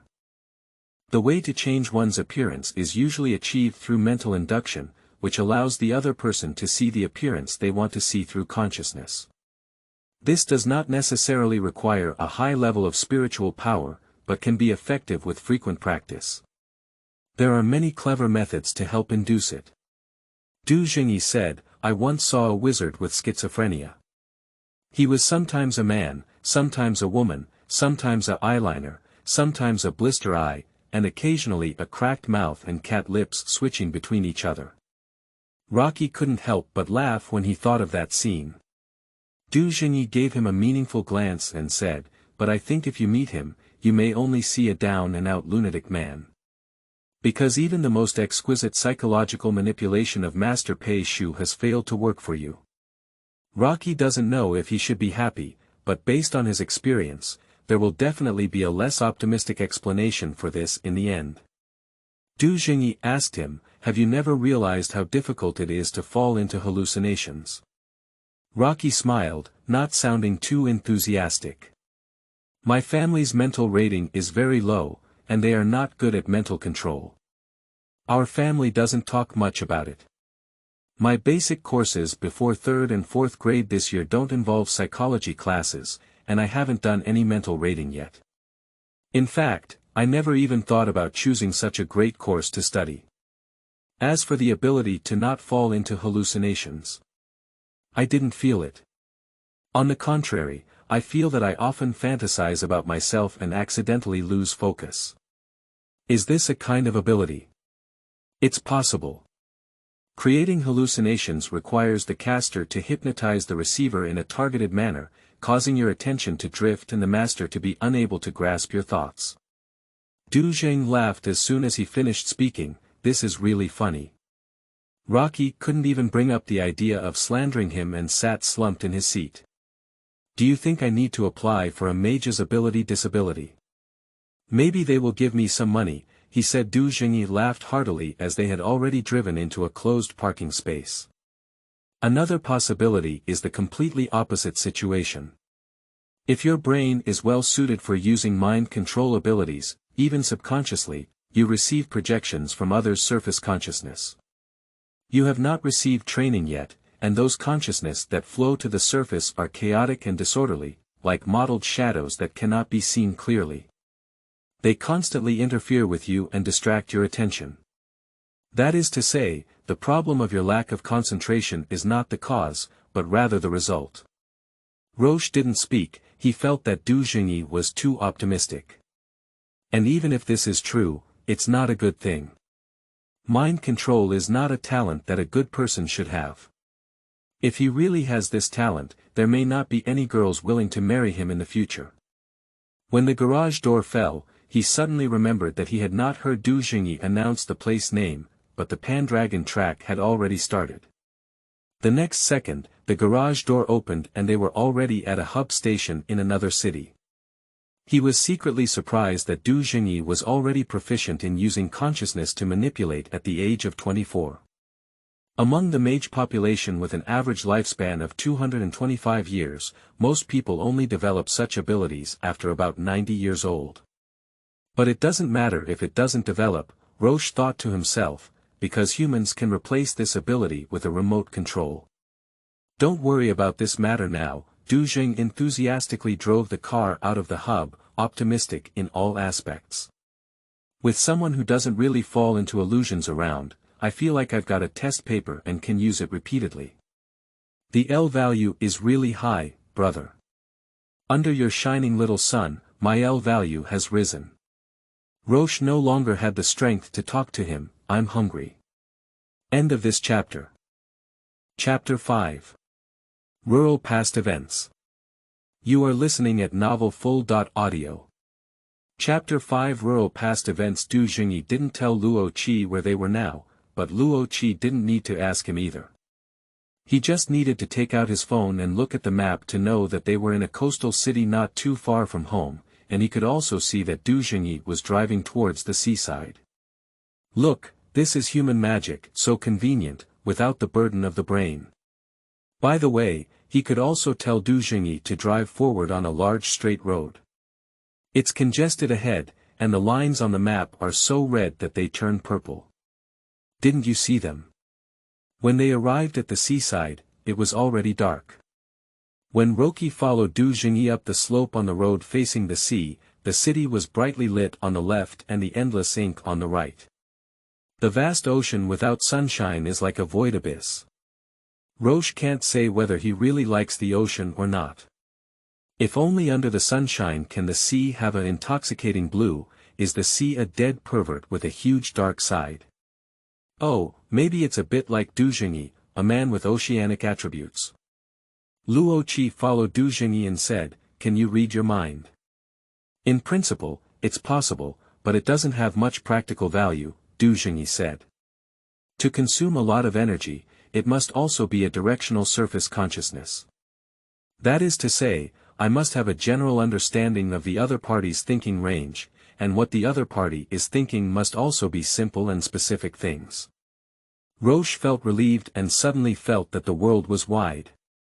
He followed Zhengyi into a shop by the seaside, but when he entered, he didn't pay attention to the sign because he was thinking about these chicken thieves. Behind the door is a very retro storefront, facing a marble screen, with shallow stone channels under the walls on both sides, and a few swimming fish kept. Around the screen, a welcoming lady walked away. She was an elf-like girl, thin and small, with bright eyes and a very agile walking posture. She was wearing an improved retro dress with a slanted collar and buttons, and her hair was symmetrically coiled into two buns above her ears, with a red tassel hanging behind one ear. Luo Qi's eyes lit up as he couldn't help but recite, "The daughter of Sangja's swing outside, with a bun of crows slanting on flower branches." The girl looked at him with a charming smile, and Luo Qi was particularly enthusiastic, feeling that he really had culture. Unexpectedly, Zhengyi slapped him on the back of the head and said, "Fox immortal, follow Miss quickly." Blush's old face turned red, followed the little girl in a double bun into the antique hall, and together with Zhengyi, they were led to a platform surrounded by Tsushui. There were 4 tables on the platform, 3 of which were reserved cards. They sat down at the spare table. Unexpectedly, crises always occur at the most careless moments. As soon as Zhengyi sat down, he ordered Tai Guanyin. He felt that something was wrong, but by this time it was already too late to protest. He couldn't lift his buttocks in front of the beautiful girl and say he wouldn't eat and change to another restaurant. Men always have to reach a very old age, go through many years, and pay a lot of costs before they can learn to reject women. Roche doesn't know where he read this sentence, but now he thinks it's particularly correct. He watched as Zhengyi ordered some more food. This shop was undoubtedly going to slaughter him a lot of money tonight, but when he asked Roche if he wanted to add anything more, Roche didn't even have the desire to slaughter him. After thinking for a moment, he asked the girl with the last glimmer of hope, "Do you have mooncakes with meat filling?" "I'm sorry sir, we don't have it here." Xuanjiaji almost burst out laughing. "Where's the meat patty?" "No, sir. Our place is a tea house. Can meat-filled pastries also be considered tea snacks?" The girl looked at him silently. Rocky sighed and waved his hand. Plate after plate of delicate tea snacks were quickly placed on their table, and Rocky stared at these unattractive things with a dark flame. At this moment, the hungry old men could only want to eat meat. "Is that how you treat your mascot? Do you really want me to bless you? I wonder, the afternoon tea house, the evening tea house, and you've grown up here. Are you a teapot spirit? Do you see that the beautiful lady is not enough to soothe her soul?" Zhengyi said calmly, pondering over a plate of teacups and cups. "Can I eat her meat if it looks good?" Luo Qi snatched the teacup held by Zhengyi, set it together, and scalded it with hot water, skillfully brewing kung fu tea. "Work first, I'll treat you to dinner after finishing work." Zhengyi comforted him and reached out to take a cup of tea. "What's the job?" Roche was taken aback and looked around. It was dinner time now, and there weren't many people in the tea house. Only a few scattered tables of people were drinking tea and chatting, most of whom were middle-aged and elderly people with some achievements in their careers. Most young people in humanity do not like this kind of place. The tea house hired a young girl to play the guzheng in the middle of the lobby, which was faintly visible behind the antique rack. There is a corridor next to the east wall, with some private rooms faintly inside, making it difficult to see who is inside. "Look at that person playing the piano," Zhengyi whispered. Rocky moved and found a spot where he could see the girl's face. The girl half lowered her head, her eyebrows and eyes unable to see clearly, but that clear and faint feeling still gave him a sense of familiarity in his memory. He looked at her again for a while, and suddenly thought of who she was. She was one of the subjects of this survey. She cut off the pink hair at the end of her hair, making him nod in line for a moment. "This is not that." Roche thought for a moment and reached for his phone in his pocket to search for information. "What's her name?" "Guan Xinyue." Zhengyi said, "At the age of 16, he is a first-year high school student with a strong talent in music. He doesn't have a mother at home and lives less than 5 kilometers away from here. In his spare time, he works here." Oh, Luo Qi felt a bit embarrassed as he placed his phone on the table, and Zhengyi remembered it much better than him. "All right," Zhengyi said, "have some of this lamb soup, and then bravely serve it." "Me?" Roche exclaimed in surprise. "Otherwise, what should I bring you here for? You can't just eat for free, can you? Hurry up, little one, show some of your value and try to trick her into coming over and talking about it. You're not a self-taught anthropologist, and your learning style is still experiential. Now is the time to send you on the expedition." Zhengyi kept teasing him with a little bit of the big brother to little brother feeling that made Luo Qi itch. Rock didn't reply. He turned around and looked at the girl named Guan Xinyue for a while, gathered the courage to stand up and walk towards the position of Bagujia. Up close, Guan Xinyue's skin looks very white. As far as her age is concerned, her skin color exceeds that of fair skin, with a pale complexion. One side of her long hair is tucked behind her ear, and even a light blue vein can be seen on the skin near her temples. It's strange that she looks very immature, her photos are more mature than real people. At this moment, her slender fingers were wrapped around her fake nails, swiftly plucking on the strings. Her skill was self-evident, but she didn't seem to be completely immersed in music. She showed the same micro-expression several times, which was slightly strange and accompanied by her gaze towards the tip of one finger. Although Rocky is not good at music or familiar with the guzheng, he can still guess that she must have made a mistake, which is quite frequent. However, those minor technical errors did not significantly affect the smoothness of the music, and the diners here did not care at all. At the end of the song, she breathed a sigh of relief and looked up to find a boy leaning against the bogus shelf watching her. She couldn't help but be surprised, her face slightly red, and her pale complexion had returned to a healthy color. "Can I order a song?" the boy asked her, with a rare frankness in his eyes among recent boys.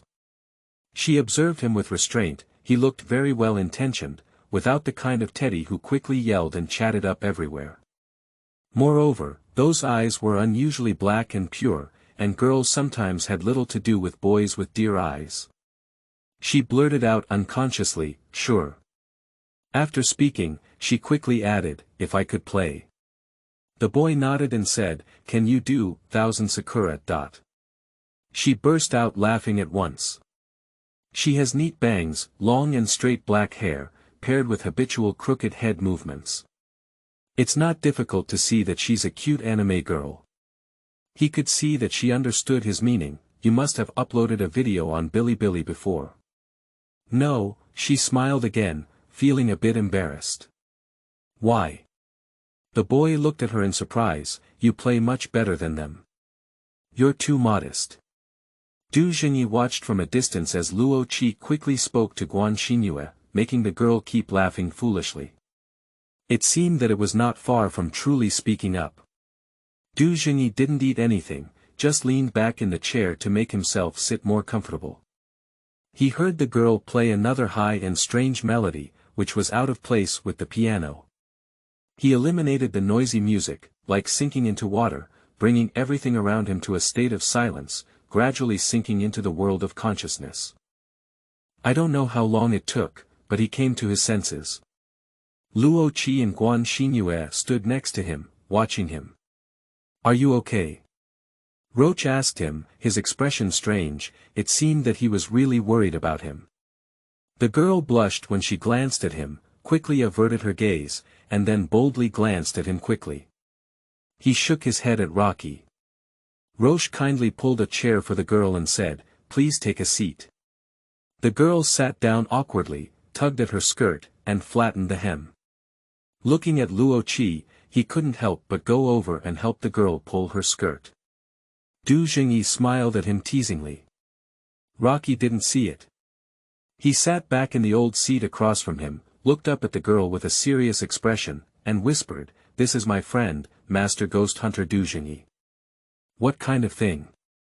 Zhengyi was taken aback for a moment, then raised his head and chin to look at Luo Qi. "Quite daring to say so." Roche looked at him for a second, his eyes were furtive, and a smile was suppressed at the corner of his mouth. "Hello," the girl politely said to him, her expression difficult to describe. Zhengyi realized that she might be a shy girl, but that doesn't mean she's stupid. Not exposing Rocky's scam doesn't mean she's been fooled. Luo Qi didn't care. He poured a cup of tea for Guan Xinyue, and then he started talking. "I haven't known Zhengyi for long, but my family and I have great trust in his abilities. What happened when I met him? I have a biological sister named Rodan. This is a piece of nonsense." Zhengyi drank his tea slowly and leisurely. He had a brief look at Rocky's resume and knew he was an only child. "But Roche has the ability to continue talking. My sister is much younger than me, only 7 years old this year. Usually, if they have a boy, they won't have another child, but our family is different. My parents want girls more. When I was young, I was very annoying. People went crazy when I was 3 or 4 years old, and dogs when I was 7 or 8 years old. My parents didn't treat me very well, thinking that I would definitely not be reliable in the future and still have a daughter. At the beginning, my father was a civil servant, and the family planning policy was very strict for us, so they could only think about it. Later, when I was 10 years old, my father resigned to improve his life. After 2 years of hard work, I managed to achieve a little success and at least be able to afford social support. My parents then had the idea of having a daughter again, and this time my dream came true. My sister is very cute. Zhengyi looked at Luo Qi's nonsense with great interest. He could see that Guan Xinyue was completely attracted by his words. Yes, even someone who completely knew that his words were all nonsense still listened to them. When Luo Qi was telling a story, his eyes were bright and he chose a story that would make young girls feel good about him. Guan Xinyue looked at him with a look as if he was a peerless and warm-hearted man. My younger sister is a very kind little girl. We take her snacks to kindergarten, and she will share most of them with the children. When she was 6 years old, she cried uncontrollably after figuring out what was going on with the beggars on the road. From then on, whenever she saw a beggar, she would definitely give her pocket money to him. When she met a wild cat on the way, she also had to go and feed it, and she wanted to take care of those injured little ones. Roche smiled at this, as if she had briefly fallen into some kind of warm memory, and the girl laughed along. Zhengyi had a hint of doubt as he realized that he couldn't determine that the girl described by Luo Qi definitely didn't exist at all. To his surprise, Rocky's smile disappeared and his eyebrows furrowed. He whispered, "But I don't like that about my sister." The warm atmosphere came to an abrupt end, and Guan Xinyue hesitated for a moment before asking in confusion, "Why?" "Because the little bastard in kindergarten always forces her to give up more snacks, and most of the beggars on the road are also fake. She even got scratched and bled by a wild cat, so we had to take her to get vaccinated, which made her cry in pain." Roche's eyes were soft and helpless. Guan Xinyue's doubts were dispelled, and she sighed empathetically. As a girl, she was bullied and deceived when she was young due to her innocence and kindness. This experience is always inevitable, and everyone has grown up like this. After a little thought, Zhengyi could understand that Luo Qi himself was a master at deceiving girls. Good people are always bullied. Guan Xinyue summarized Luo Qi's viewpoint with a hint of arrogance, revealing the natural arrogance of a beautiful girl aged 15 or 16 in her expression. Roche immediately agreed and then said, "But it's not just that." Later, when Zhengyi told me, I realized that my sister's sympathetic constitution is too easy to attract things. Guan Xinyue didn't say anything about this sentence. Her face seemed to be covered in a mask, and she instinctively entered a state of defense, instinctively resisting what Roche was about to say. When she heard Zhengyi's name being mentioned, she quickly looked up at Zhengyi sitting alone across the table, and just as her gaze touched, she quickly turned away. She was very curious about Zhengyi, but the easy-going Rocky made her more relaxed. Zhengyi was too aloof and unpredictable, and she didn't dare to directly contact him. Luo Qi seemed to have not noticed Guan Xinyue's reaction, but then he didn't say anything absurd or terrifying. He began to talk nonsense again. "Last summer, when I was on summer vacation, my parents gave my younger sister to me because she was too busy with work. They asked me to take her to my grandfather's house in the countryside. My grandfather's house is in the mountains, and I don't know if you have been to the countryside. In summer, the mountains were pretty good, and the wind blowing from the valley was particularly cool. There were only about 100 households in a small valley village, and my sister and I were considered guests of the whole village. Everyone who cooked something delicious at noon could think of bringing us some." Guan Xinyue nodded lightly and said, "My hometown is also in the countryside. When I was young, I often spent winter and summer vacations at my grandparents' house." Luo Qi smiled even more warmly, as if it could be considered meeting an old friend in a foreign land. But his happy expression quickly subsided, his eyebrows furrowed again, and he continued, "At first everything was fine. My grandparents were very lenient with me and my sister, not as strict as my parents. I could sleep in, my sister didn't have to attend tutoring classes, and from time to time, I could ride my uncle's broken motorcycle at home to play games and buy some snacks in larger villages and towns. Rural life is leisurely and casual, which may be a bit boring for me, but it is very suitable for children as old as my sister." Roche stopped to drink the tea in his cup and continued, "The only disadvantage is that there is no child in the village the same age as my sister. She has been unable to find suitable playmates and has to pester me. So one afternoon I woke up after sleeping in the afternoon and heard my sister told me that she had made friends with a little girl, and I was very happy. At that time, I didn't think much about anything.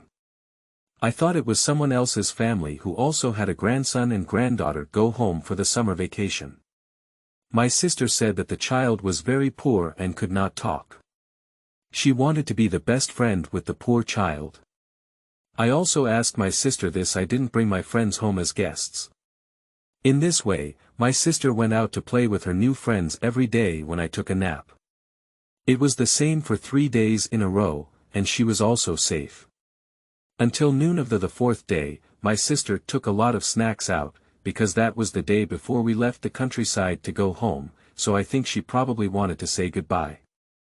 I didn't take a nap that day, and I was helping my grandma pack my sister and me. About 20 minutes later, I was talking to my grandmother when my sister suddenly came back crying. I was surprised and quickly asked her what was wrong.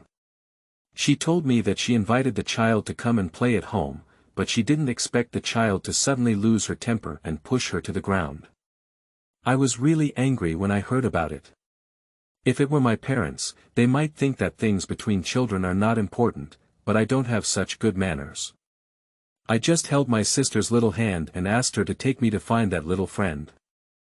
I just think we should find justice for her." When Luo Qi said this, he suddenly watched as Guan Xinyue stopped.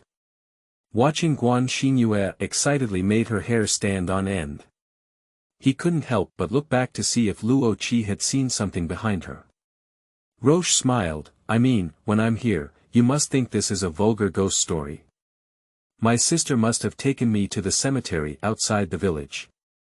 Guan Xinyue didn't answer him, and her face was very unhappy. Roche smiled mockingly and continued, "I was indeed very surprised at the time, but that was because my sister took me to the crossroads at the village entrance and told me that the child would always be waiting for her at this place. But I know about the 2 households living at that intersection. One was an old and unemployed resident of the village, with a strange personality and never wanting to interact with others. His relatives had already severed ties with him, so there would be no children in his family. The grandmother of the other household has a good relationship with my grandmother and comes to my house every day to gossip with her. If she had an extra child, she would have brought them over to play. So I feel like I really can't understand the world of the children anymore. I don't understand why the 2 of them have to meet and play in this place every day. What I mean is, it's just a crossroads, there's nothing bare, and the village is very closed. At noon, there won't even be a person's photo at the village entrance, and there won't be any excitement to see. If the 2 children go to a place with flowers, grass, chickens, and ducks to play, I can understand better. But the world of children is always difficult to explain. Since I couldn't find that irritable child, I had to take my sister home. Unexpectedly, my younger sister started to have a fever that night. At that time, we thought she was just suffering from heatstroke, and the countryside had a set of local remedies for treating children's diseases. So, my grandmother decided to give her scraping. Just as my grandmother was taking off the little vest my child was wearing, I suddenly saw a small black handprint on her back. Guan Xinyue moved back and leaned back in the chair, trying to stay as far away from Luo Qi as possible. "What are you watching me do again? Keep talking." Roche smiled lightly and said, "Sometimes things in the world can be said without evidence, and no one would just believe them that way. But sometimes things in the world are so bizarre, even if society keeps developing, there are always inexplicable things. So, in order not to make you think that I am a talkative person, I'd better use some facts to prove the existence of the underworld. Luo Qi picked up a napkin from the table and laid it on the table in front of Guan Xingyue. He then took out a pen from his backpack and placed it on the napkin. He looked up at Du Zhengyi and Guan Xingyue, both of whom were staring at him. He smiled and said, "I would like you to write a word on the paper." Guan Xingyue looked warily at Luo Qi, then at Du Zhengyi with a hint of sarcasm, and said straightforwardly, "Then the master wants to test my handwriting. This is a divination technique at the entrance of the temple. Do you have any new ideas? How about this? I'll write a character and ask the expert to guess what it is." Rocky didn't get angry after hearing this. "You really don't understand Brother Du. When I first met him, I really wanted to ask him for divination. You're not interested in the future, but I want to know. Unfortunately, Brother Du told me that ghosts really exist, so they can be caught and broken, but the past and future are so vast and unpredictable. Is that right, brother?" In the end, he turned to Du Zhengyi with a smile between his eyebrows and eyes. Du Zhengyi suddenly understood what Luo Qi meant and nodded. Luo Qi turned to Guan Xingyue and said, "Let's follow your advice. Write a word and ask Brother Du to say what word you wrote." Guan Xingyue was surprised and didn't expect them to dare to do so. She had a slight suspicion that they were some kind of manipulative scammers. If they were to draw cards for her to guess the colors now, she would definitely lift her foot and leave. But writing on paper is different. There are always 3,000 commonly used Chinese characters. Is there any way to guess one in 3,000 at once? After thinking for a while, she finally said, "I need to change the table to write." Luo Qi looked up at Du Zhengyi and saw him nod. He laughed and said, "Girl, you are really cunning. Then you can change the table and write." Guan Xingyue walked to the table behind Luo Qixie, with her back to Du Zhengyi and Luo Qi, and covered her hand with her body. She wrote on the napkin, folded it up, and sat down in the chair next to Rocky. "I've already written it," she said. Du Zhengyi looked at her with a hint of confusion and said, "What?" Rocky was taken aback and said, "Speaking English, you suddenly became trendy." Guan Xingyue's face instantly turned pale, and she put down her napkin. Rocky immediately brought it over and looked, "What?" He stared at Guan Xingyue, "What? English? Are you too cunning, sister?" Guan Xingyue twisted her hands together, trembling uncontrollably. She lifted her head and looked at Du Zhengyi with a pair of eyes that could no longer conceal her fear. Those eyes were filled with both fear and hope, appearing even larger than before. "Why can you?" Du Zhengyi remained silent, appearing increasingly mysterious. He was just waiting for Roche to answer. The copyright of this lie belongs to Roche. Roche was very satisfied with the situation. First, he stared at Du Zheng, who did not disappoint his expectations. He thought that the man did not speak rashly. He also said modestly that this kind of spiritual ability was not practical. It depends on how to use it. Du Zhengyi may not be able to detect the other party's complex mental panorama, but he can deceive them to focus on thinking about a specific image, such as a character, which is just a corner of Du Zhengyi's soul that he can glimpse. He was proud of his genius performance and turned to Guan Xingyue with half-hearted thoughts. Without hesitation, he said, "Because the master also raises little ghosts. Just now, the little ghost was next to you and told the master." The girl took a deep breath in fear, her back straightened and tightly pressed against the back of the chair. She tightly gripped her skirt with one hand, as if she couldn't even breathe. "Hey, don't worry, don't be afraid." Roche reacted and quickly comforted her, not wanting to scare the girl. "It's okay, it's not something bad. Look at me, I don't even care." Guan Xingyue was still frightened and her face turned pale. He reached out and patted her shoulder awkwardly, looking at Du Zhengyi awkwardly. Zhengyi refused to help in an inhumane way and hid across the table in the safety zone, watching the fire from the shore. Roche had no choice but to stutter and persuade the girl. Fortunately, after a while, Xingyue finally calmed down. Roche quickly poured her water, and the girl drank it and refused the walnut cake offered by Roche. She paused for a moment and asked, "Let's talk about how your sister went on. Has she recovered her health? Do you really want to listen?" Roche looked at her cautiously.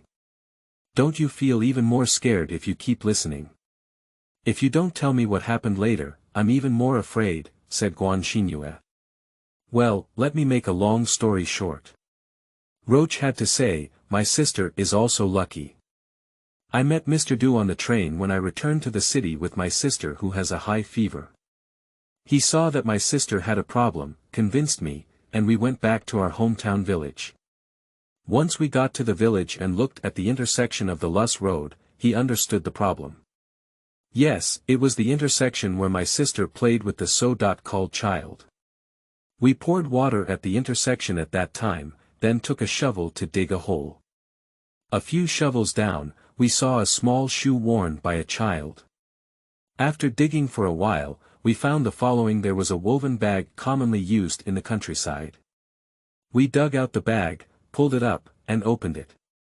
There was still rags wrapped in it, a stench. When the stench cleared, we took a shovel and pick to poke it out, and there was the skeleton of a child of 3 or 4 years old. The bones of all the limbs were broken, and 2 steel nails were inserted in the eye sockets. Xingyue trembled for a moment and said, "Who would brutally kill a child and bury it at the entrance of a crowded village? Aren't they afraid of being discovered? Alas, it's a small village in the mountains, usually very quiet, and the village entrance is even more secluded with few people.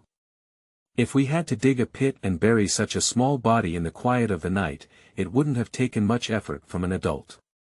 So the key point of this matter is why it must be buried at the intersection of the village entrance." And it was very magical later on. My first reaction was to call the police immediately, but my grandfather and grandmother tried to stop me after they found out. It was only then that I realized that there were only about 100 households in this village, and the children might belong to someone else.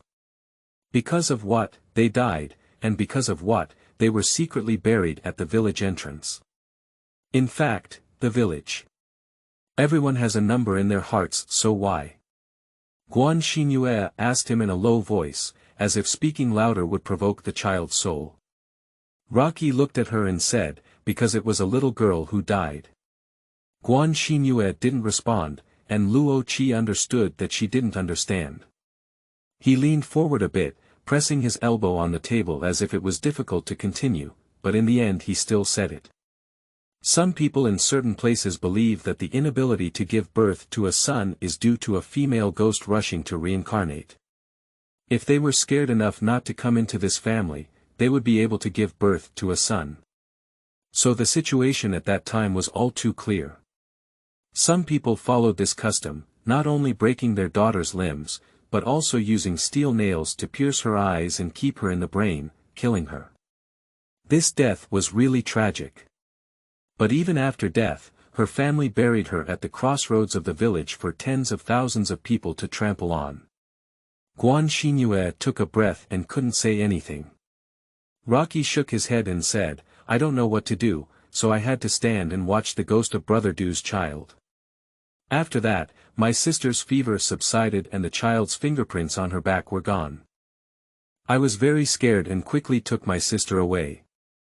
Although it was our old home, I think I will never take her back to that place." After he finished telling the story, there was no one to speak for a moment. Even Du Jing felt uncomfortable hearing such a tragic story. He remained silent for a moment and looked at Roche. To his surprise, he saw a genuine sadness on Roche's face. He suddenly realized that the part of the story about him and the gods and ghosts was not true, but the rest was not necessarily false. He felt a bit at a loss for a moment, but Luo Qi suddenly regained his composure. He tilted his head and looked at Xingyue with a lively expression. "My story is over, it's up to you now. Guan Xingyue wiped away the tears from the corners of her eyes and nodded. End of this chapter. Chapter 6. Shadow of the Old House. You are listening at novelfull.audio. Chapter 6. Shadow of the Old House. Guan Xingyue chatted with the person in charge of the tea house for a while and officially took a break for herself. When she walked back to the table, the tea house played an album of Guqin music on the stereo. She sat down at the table, her overall mental state seemed to have improved. Actually, I have already written about the process on Weibo. I have read it, Roche interjected, but I still hope to hear you in person, perhaps to learn more details. Okay, she nodded. But what I've encountered isn't much of a problem. I don't know if you're interested when I talk about it, but there's actually nothing to talk about. It's just a bit strange. When I talk to others, they think little girls are naturally timid and suspicious, afraid of everything they see, so it's not worth mentioning. It's okay, Roche said sincerely. If it were in the past, I might not have believed these things, but since the incident last year, my thoughts have changed. Girls' sixth sense is naturally developed, and I can't say that girls' feelings are definitely illusions. Guan Xingyue gratefully glanced at him and regained some confidence. I don't know where to start, but since you want me to explain in detail, let me start from scratch so that you don't understand. Let me start with my family members. When I was very young, my mother died and my father couldn't take care of the children, so I grew up at my grandparents' house. There is also an aunt at home, brought by my stepfather. Wait, Roche interrupted her. Who is your marquis? My stepmother and stepfather, Guan Xingyue repeated.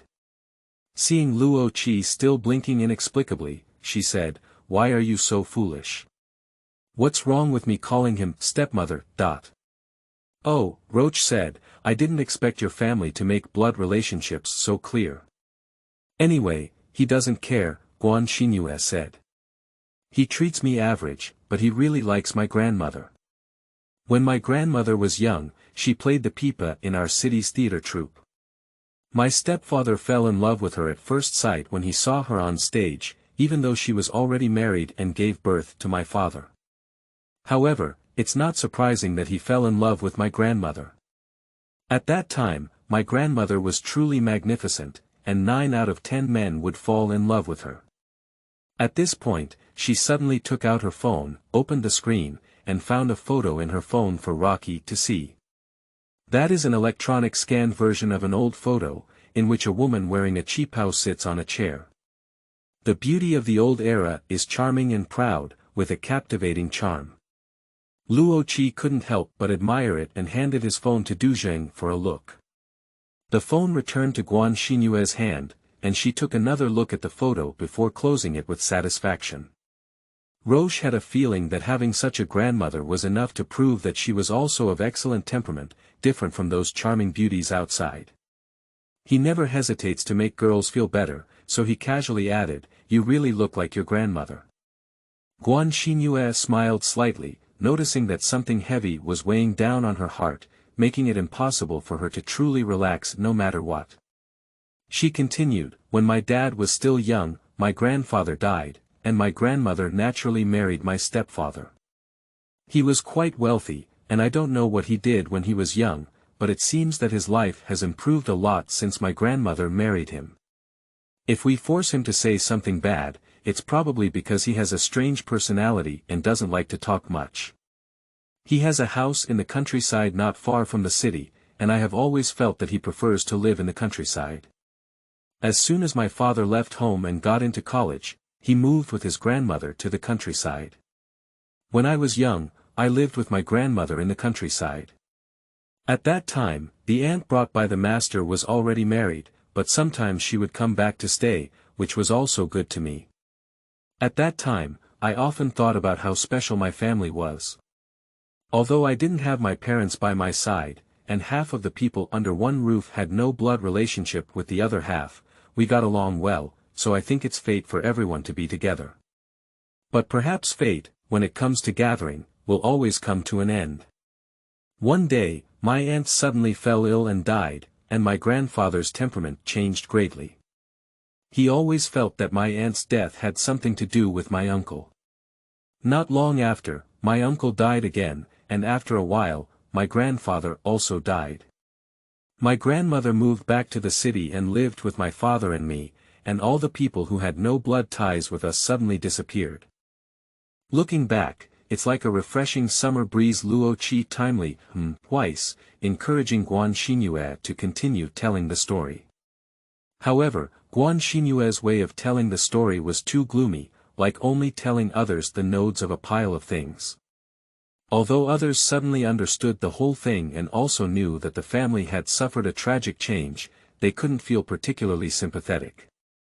Because even the person who told this story has an indescribable indifference, even when he just told that insincere story, his emotions were much richer than hers. And her subtext seemed to say that the deceased was not my true family, and I didn't really care, which made him a bit uncomfortable. He wanted to say something to get her straight to the point quickly, and stop circling around the anemic insights of teenage girls.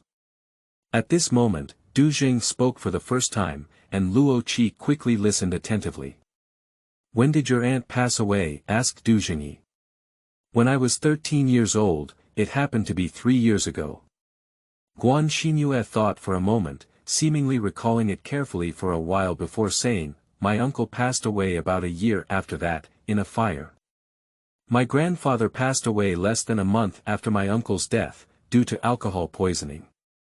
Although my aunt died suddenly, she died normally. The forensic doctor said her heart was not developing normally." "What did you see before they died?" Du Zhengyi asked.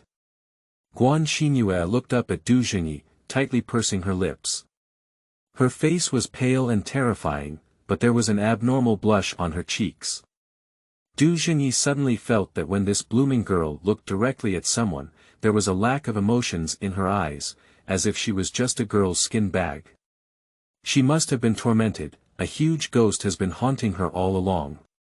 When she responds to it like she is now, it has the upper hand, suppressing all the shyness, restraint, and naivety that belonged to a little girl.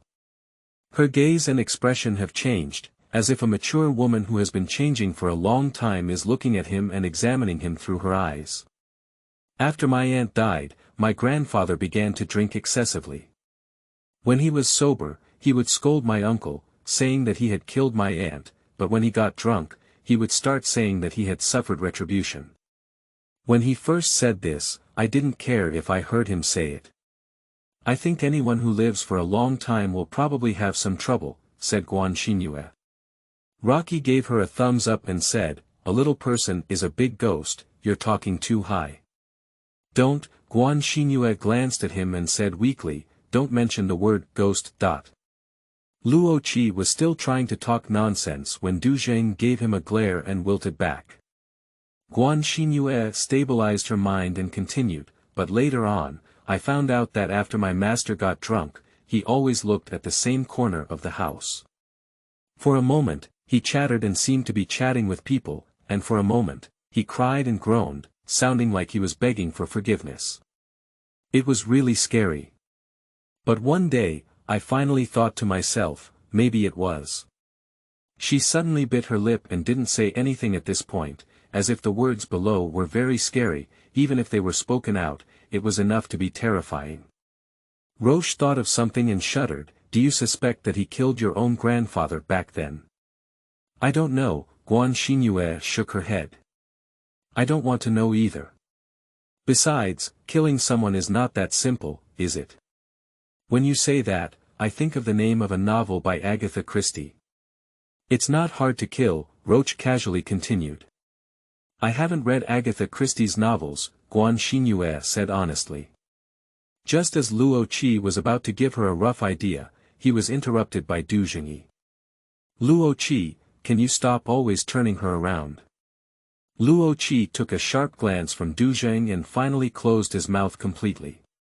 He resentfully brewed tea for the three of them again. Guan Xinyue also lowered her head awkwardly. She took the teacup pushed to her by Luo Qi and slowly rubbed her cold fingers on the warm wall of the cup. The two men waited quietly for her to continue speaking. It took her some effort to regain her courage and continue talking about the most terrifying part in her memory. Of course, the person I am most afraid of is my grandmother, so when my grandfather passed away, she didn't even go back to the house in the countryside. She left the hospital and went straight back to my father's house in the city without even going back to tidy up things. Later, it was my father who went back to pick up things for her. My father is a doctor and doesn't believe in ghosts or gods. He doesn't take what I said to my grandmother to heart. After my grandmother came back to live with us, she was indeed safe and sound. My father doesn't like us talking about things that don't exist, so we didn't say much. After going around for a long time, we all forgot about these things and no longer felt afraid. Guan Xinyue lifted her head to look at the two people listening to her. Her eyes were bright, as if flames were burning in her eyes, but the flames were burning her spirit. Rocky was a little worried that the fire would consume all of her life. He couldn't help but want to comfort her a few words, but based on intuition, he felt that she had finally reached the crucial point, and he didn't dare to interrupt her at this moment. Last year, when I was preparing for the middle school entrance exam, I suddenly realized that my first-year textbook and study notes were all left in my grandfather's old house. When I remembered it, I was startled. The things I had forgotten for a long time resurfaced, but not taking my textbooks and notes was not enough. I had to ask my dad to go with me. He initially wanted me to take the suburban bus by myself, but I refused and begged him to take me there. Later, he finally agreed. On the day he went, he had a surgery that delayed my time. When he drove to pick me up to the old house in the countryside, it was already 5 p.m. in the afternoon. By the time we arrived there, it was almost dark.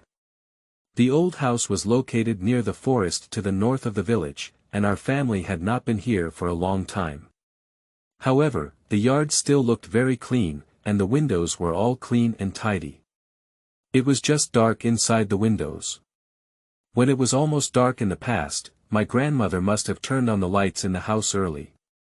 The warm look at that time compared to the lifeless look now, it made people feel chilly. Guan Xinyue took a deep breath, as if her lungs were about to wither when she spoke before.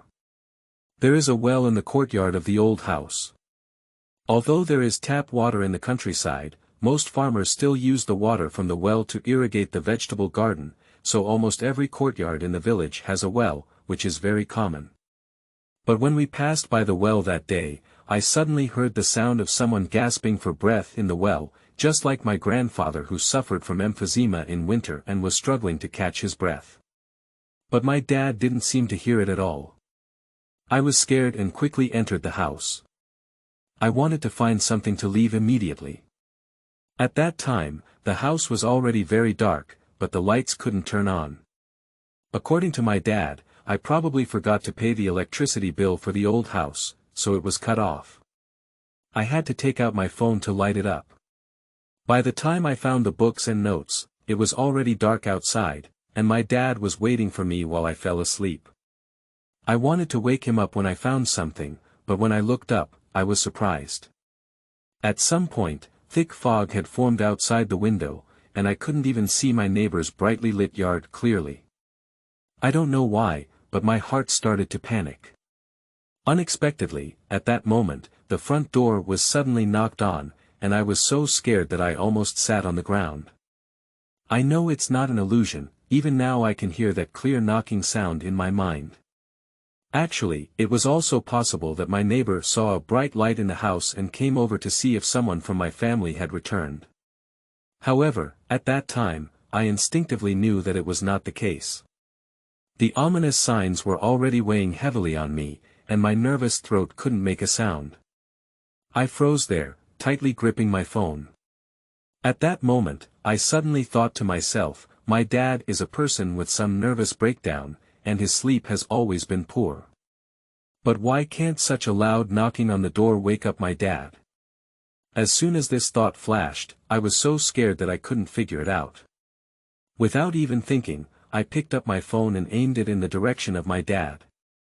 He was sitting on the sofa by the window, and the light from his phone illuminated even the glass window behind him. I saw a familiar and eerie face sticking to the glass window. Roche took a deep breath of air conditioning. Guan Xingyue almost gritted her teeth and finished speaking. I screamed. My dad was awakened. I told him that my grandfather had just knocked on the door and was lying on the window looking inside. But my dad didn't believe it, he said. She swallowed and said, he said my grandfather is dead, and if there were ghosts in the world, they wouldn't have to knock or lie on the window to look. Roche nodded with a pale face. I have to say that what your father said is still very logical. Guan Xingyue shook her head weakly and said, I really saw it. My dad said there was no knocking at the door, and what's even more terrifying is, there's no fog outside. She looked at Luo Qi and then at Zhengyi, her gaze fragile and desperate. She spoke again, her voice almost fragmented. If it weren't for the existence of ghosts, it would be even more terrifying. That means I'm actually crazy, she said. Roche became uneasy. A little girl's despair was particularly heartbreaking, and he wanted to comfort her with the best words. He wished he could show her the world of the wizard and let her know what she was facing. Tears streamed down Guan Xingyue's cheeks, and she wiped them with her thin fingers. She choked up and said, since that day, I have been having nightmares all the time. I dreamed that my master was calling my name in the well, and there was a knocking on the door. I was really on the verge of collapse. I don't know if there was really a ghost, or if I was really mentally split. I begged you to go and see if the ghost of the master was still in that yard.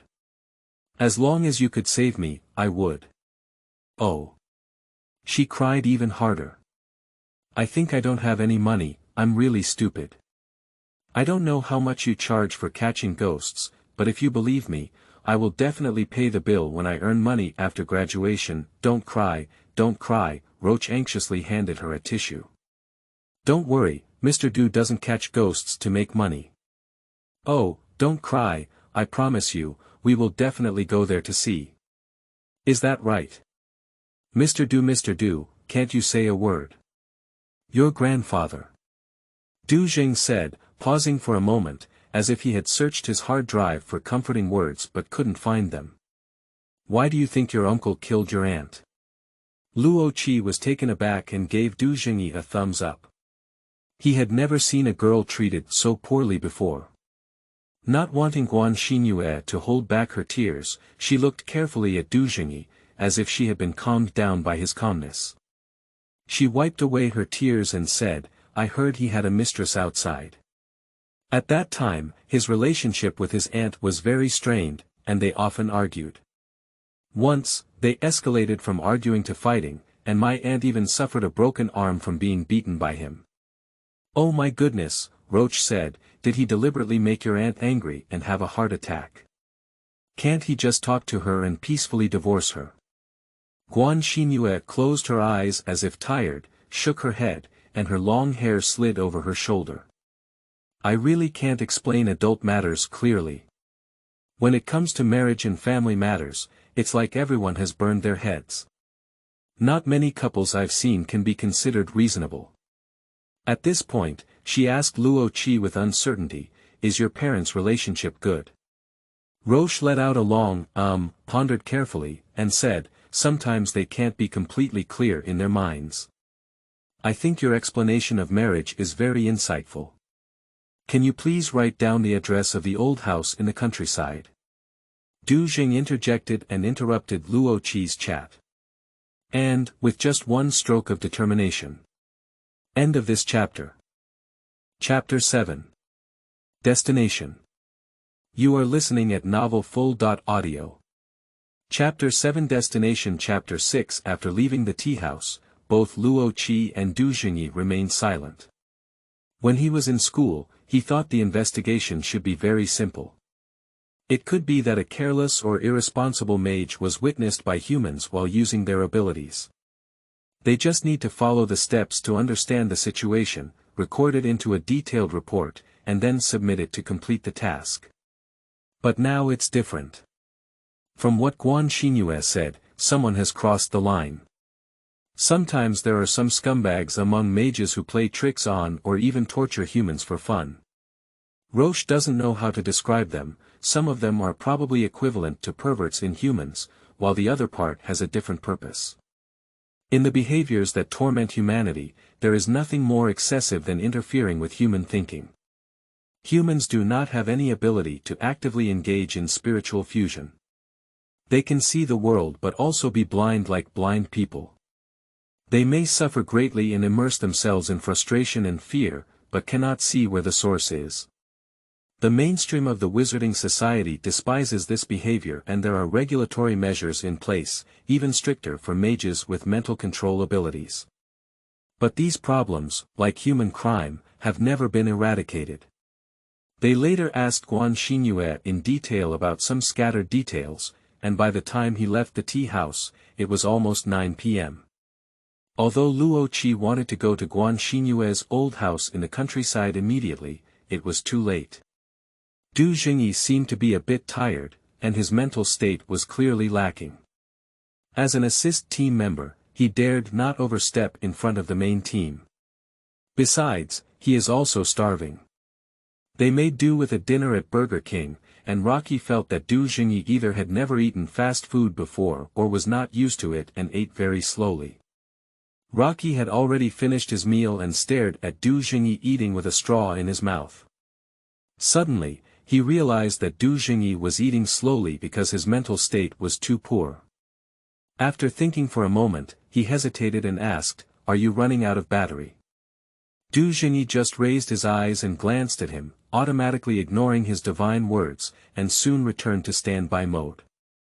Luo Qi carefully scrutinized him, ignoring the halos on Zhengyi's body, only to realize that this person had narrowly escaped death 3 years ago.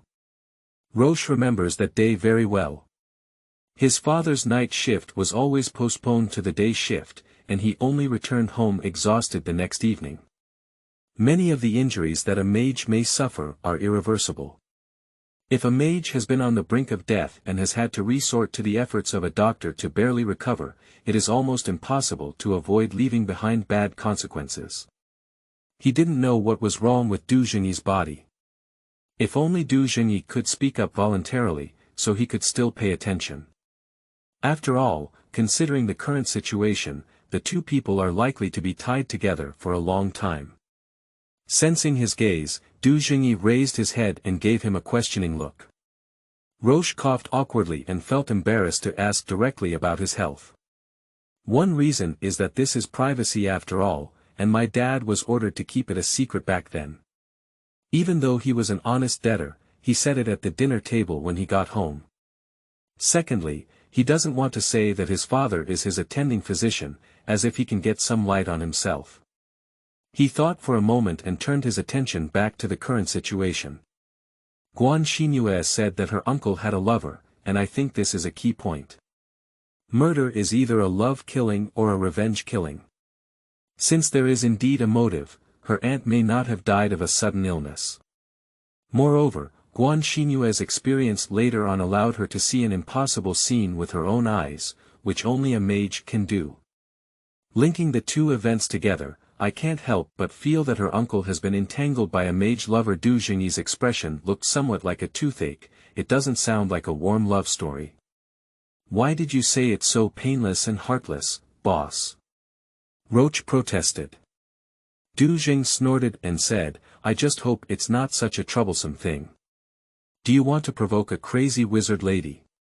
Roche shuddered and quickly shook his head. Zhengyi put down the fried chicken strips in his hand and frowned as he wiped his hands. "And it doesn't make sense.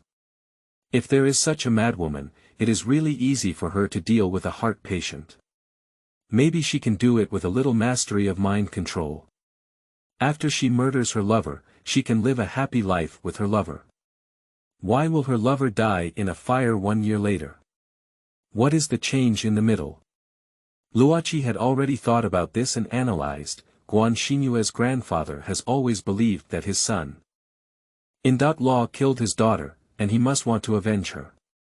From Guan Xingyue's words, it is not difficult to see that the suspicion of this old man murdering his wife's ex-husband is not small.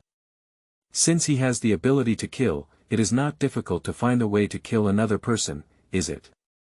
He killed his wife's ex-husband and was able to spend decades peacefully with her family. His intelligence level is definitely not low, and his emotional intelligence is also quite high. So this time he spent a year preparing and finally found the opportunity to kill his son. In law. After seeking revenge, he looked back on his entire life. When he was young, he had ulterior motives and caused harm to people's lives. When he was old, his family was ruined and his life was ruined, leaving a white and clean land. In the end, he became extremely depressed and died from alcoholism. At this point, his eyes were sparkling, his thoughts were immersed in it, and he also sighed. He deeply believed in his speculation. The mistress of his former son. In law, the crazy witch, finally guessed that the old man had killed his lover when the old man was already dead. She had a never-ending hatred and couldn't find anyone to retaliate against, so she had to torture the old man's granddaughter. But that granddaughter is not a real granddaughter, Zhengyi said. You can hear that girl's tone outside of words.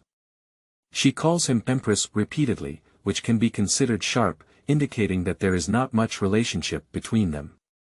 If that crazy woman wants revenge, she should also take revenge on the old man's wife. The mistress is an outsider, how could she understand so clearly? Perhaps she is just following common reasoning, thinking that grandchildren are the lifeblood of the old man.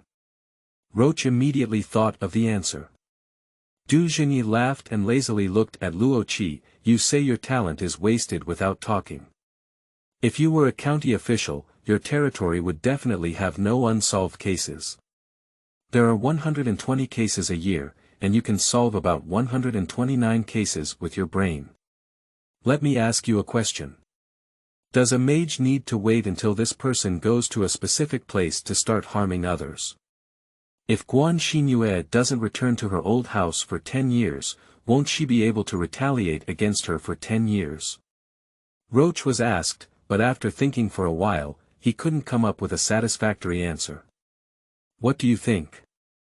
Perhaps Guan Xinyue's aunt died of illness, her uncle died unexpectedly, and her stepfather did nothing but drink himself to death, Zhengyi said, but his expression was subtle, and Luo Qi couldn't grasp his meaning.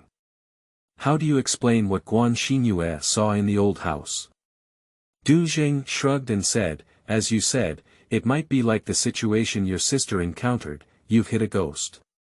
Damn it. Roche realized he had spoken out loud after finishing speaking. He slowly blinked and forced himself to look at Zhengyi calmly. Just now, a ghost seemed to want to express its opinion through my mouth. Ha ha. Zhengyi chuckled twice, you don't need me, brother. I'll call a lightning bolt and electrocute it out of you. Luo Qi laughed and suddenly turned to a thought, is Teacher Lu Li particularly good at weather control? Yes. Although Zhengyi was surprised by the bizarre changes in his mind, he seemed to have become accustomed to him and had the patience to answer completely irrelevant questions at any time. Rocky nodded seriously and yawned half-heartedly, let's go, I'm tired. Zhengyi sighed and said, I really don't know if you're stupid or if you're particularly good at changing topics. Roche pretended to be deaf and mute, standing up and walking outside, while asking him. If there really is a wizard tormenting that girl, can you see the traces tomorrow? It's not easy to test energy in an uncertain environment, especially after such a long time, Zhengyi said. Let's take a look at luck. Wait a minute, aren't you my mascot? With you, I'm sure we can measure the remaining energy tomorrow. Roche ignored his teasing and said, if we really find that a wizard has committed a crime, do we need to report it to the Supreme Council? Then we'll wait for them to send someone to handle it again. Zhengyi looked at him meaningfully and said, what else? No report. Waiting for you to show off in front of the little beauty. Rocky's face is a bit hot. Your little sister's story is telling well. Are you already very good at making up stories, or are you particularly good at chatting when you see beautiful women? Zhengyi continued to tease him. He said angrily, why don't you come up next time? Don't worry, Zhengyi smiled and said, I can more and more appreciate your strengths now. Teacher Lu Li, this is a master key in my hand. Roche was still a bit afraid of him, so he didn't know what to do with him for a moment. In fact, he rarely takes things seriously. He still performed so well today and is very satisfied with himself. However, he realized that Du Zheng was originally an unscrupulous person, and when he said that, he was actually praising him. He couldn't help but feel a little proud. The two of them arrived at the hotel and opened a standard double room. After Du Zheng went back to the room to wash up, he closed his eyes and regained his composure.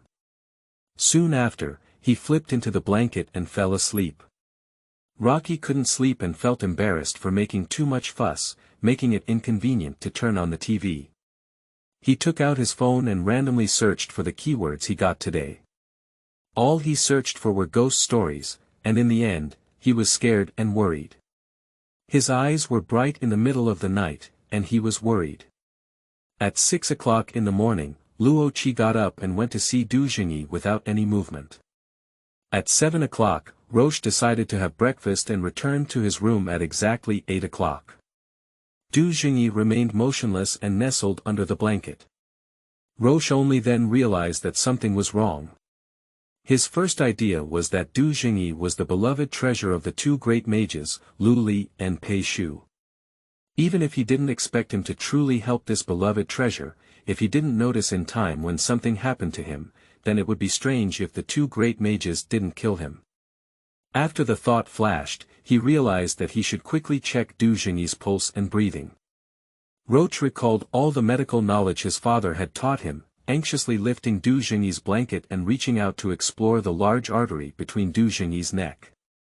His fingertips not only felt Du Zhengyi's warm skin and pulsating pulse, but also his eardrums were greatly impacted.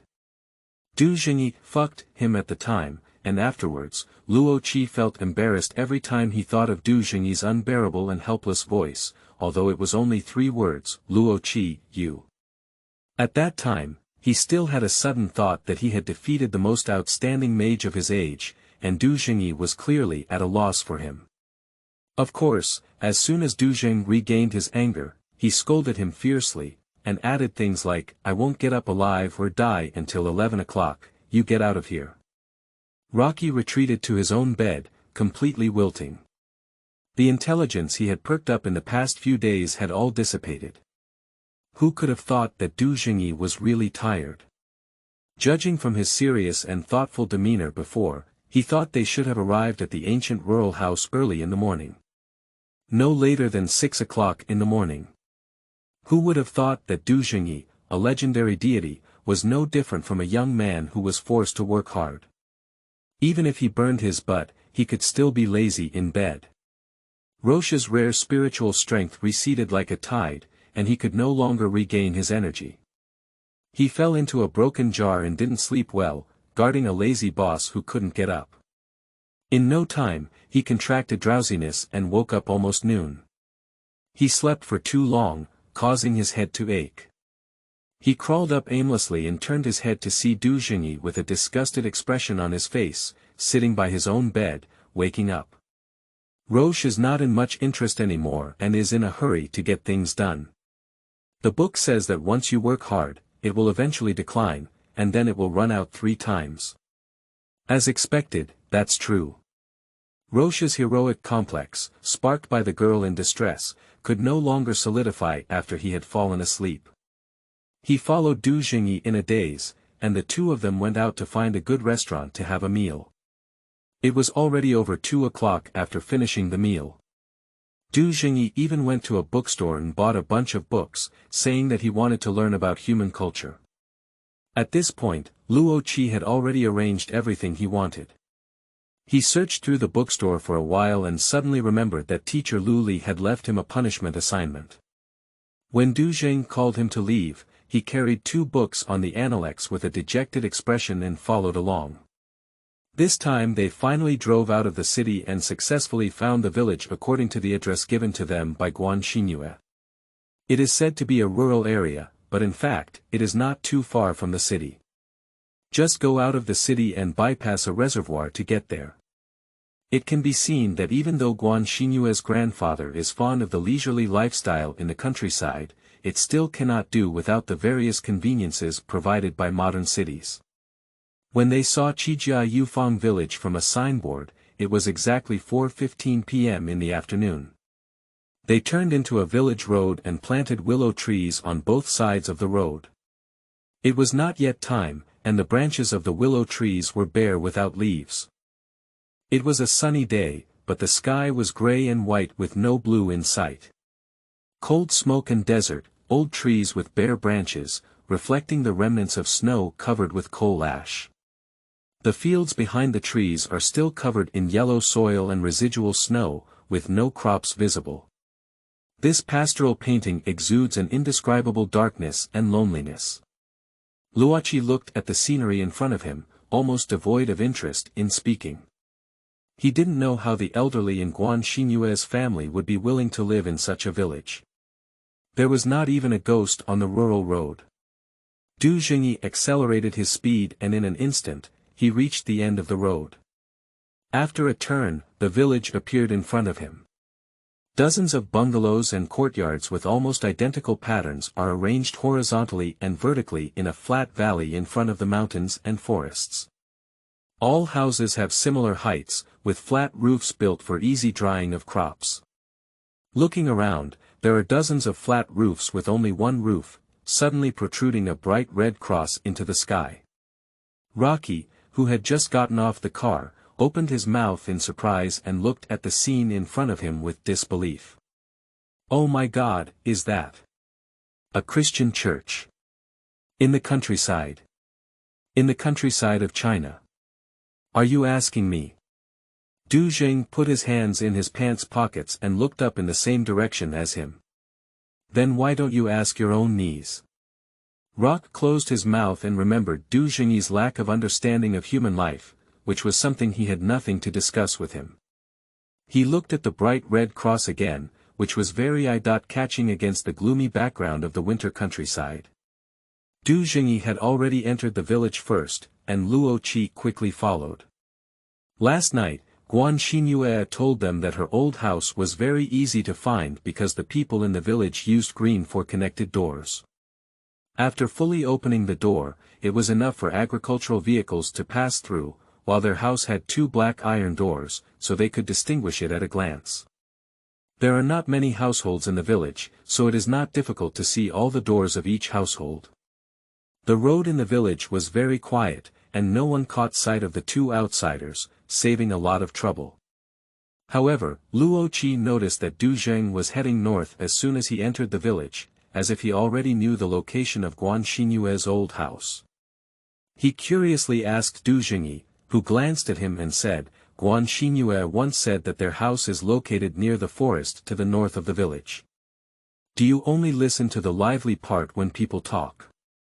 Roche stuck out his tongue and looked up to see the rural church to the north. It is said to be a rural church, but in fact, it is not a church at all. Upon closer inspection, it is only a civilian house. It seems that there are still normal people living inside, and through the open courtyard door, one can see that there are still stacks of firewood and a guard dog tied to the yard. The red cross standing on the roof of the house turned out to be a cheap plastic product, probably customized by the owner. Above the door, under the eaves, there is a big Chinese character painted in red. Love. Roche stood and watched for a while, feeling it was fun. He took out his phone and took 2 photos. This is interesting. The combination of local and foreign medicine has good therapeutic effects. Zhengyi shook his head and said, even I can tell that it's neither good nor bad. After he finished speaking, he suddenly froze for a moment and raised his hand to touch Luo Qi. Do you think there's a temple ahead? Luo Qi turned around and indeed saw that the eaves not far away were a bit strange. It was not a typical renovation of a civilian house, but rather a small temple. Inside, there was also a string of colorful cloth strips hanging on the eaves, some resembling prayer flags. The religious clashes in this small village are quite intense, Roche said. Zhengyi was also very interested in this. The two of them accelerated their pace and headed straight for the small temple. At this time, the sky was slightly dim, and the temple door was tightly closed. A small plaque hung above it, with the words, Pure Land Temple, written on it. Pure Land Temple, Du Zheng recited. It's probably the Pure Land sect, which is really suitable for rural temples, said Luo Qi. Seeing that Du Zheng was interested, he wanted to show off and continued to explain to him. The Pure Land sect is a sect of Buddhism in China.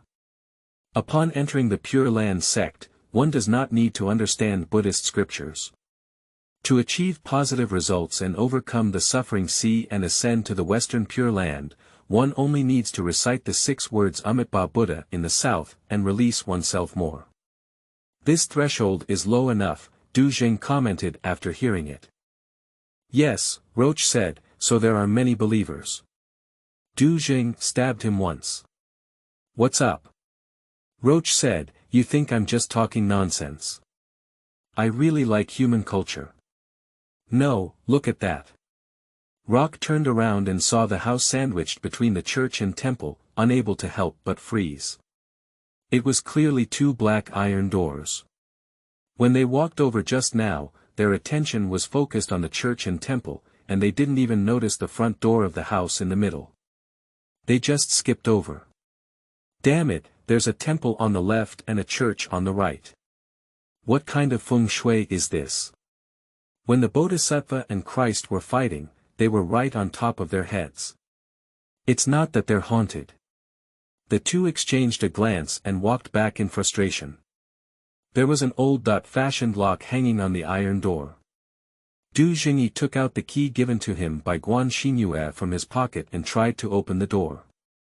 This is really strange, Roche murmured, unable to help but wonder as he looked around again. This village only has 1 church and 1 temple, with such obvious landmarks. Why don't the girl just say that their home is between the church and the temple? Du Zhengyi remained silent, with a puzzled expression on his face. He shook his head inexplicably and reached out to tentatively push the pitch-black door. End of this chapter. Chapter 8. The Court of Curses. You are listening at novelfull.audio. Chapter 8. The Court of Curses. The pitch-black iron doors opened on both sides, and in the middle of the quiet courtyard stood an old tree with slanted branches. The crown of the tree above covered half of the courtyard on one side with a gloomy shade. The courtyard is neatly tidied up, much more elegant than that of ordinary rural people. There are traces of gardens under the snow, and the area is huge. Although it is now dilapidated and desolate, it must have been flourishing in summer. Luo Qi carefully examined everything in the courtyard, and Du Zhengyi had already walked in. His purpose was stronger, although his goals were all invisible to the naked eye. To outsiders, Du Zhengyi seems to be checking for something void, but he really looks like a ghost hunter. In the half-courtyard covered by the tree canopy, there stands a stone-carved lamp holder, which, due to its ancient charm, is out of place with the layout of the farmhouse. Surrounded by a circle of stones that were half a person high, Luo Qi slowly stepped forward and carefully stared at those stones as he approached. Remembering the strange story told by Guan Xinyue, his stomach churned. After all, the residence of a strange old man, adjacent to a church to the west and a temple to the east, is a bit unclear in itself. There is also a stone formation with ordinary craftsmanship in the courtyard, and about 70.8% of the residents here are a bit evil. Roche pondered, searching for traces in his half-understood knowledge base, and gloomily recalled the Black Mass in the Christian world. Could someone have prayed to the devil here in these stone formations? Is it Guan Xinyue's stepfather? Did he perform a Black Mass after his daughter's death, summoning the arrival of demons and cursing to kill his son? Law. If human faith really has power, this explains the mysterious actions of the elderly after getting drunk from another perspective. He didn't know if there was any reason for such an explanation. Perhaps both God and the devil exist and don't exist. Human beings have observed some abnormal behaviors and explained them in their own way, which is relative reality. He pondered aimlessly, but at some point Zhengyi walked back to him and gave him a push. "What's going on?" he said cautiously. "At such times, do you also get distracted? There's not even a single person here, even if your brain synapses are well developed, no one can interfere with you here, right?" Zhengyi said with a somewhat frustrated tone, "There's no one here. No energy. There's no trace of a mage's existence. You must have reduced your luck, so quickly use a big move to add a state to me. Otherwise, I can only tell you that there are really ghosts here." "I am contemplating history and philosophy," said Mr. Roche in a general manner. "I feel that Zhengyi is a bit restless, probably due to his poor start." "Don't talk nonsense. If you're tired of eating hot pot at noon, just say it. I won't mock you for not weighing enough just because your blood has flowed into your stomach and you're busy digesting it." "I notice that you lack patience with me," Roche patiently pointed out to him. "You have a special lack of respect for me, which is not good. After all, we still have to work together for a long time within our sight." "There's no such thing," Zhengyi denied decisively and continued, "I treat everyone equally with disrespect and lack patience." Luo Qi was blocked and looked back at Zhengyi in surprise. "Are you a cat man?" Zhengyi squinted his eyes and looked at him. "If you want to scold me, can you use allusions that I can understand?" Roche glanced at him, his hands in his pockets, and his gaze turned back to the black stones scattered in the snow, standing in the snow like a group of ominous Madagascar lemurs. "Okay," Zhengyi strategically gave in when he saw that Roche ignored him. "Can you tell me about the history and philosophy of your thinking? Is it related to these strange standing stones? Do you also think these stones are strange?" Roche became interested, and he had some confidence in his doubts. Zhengyi nodded, seemingly wanting to say something, but hesitated to speak.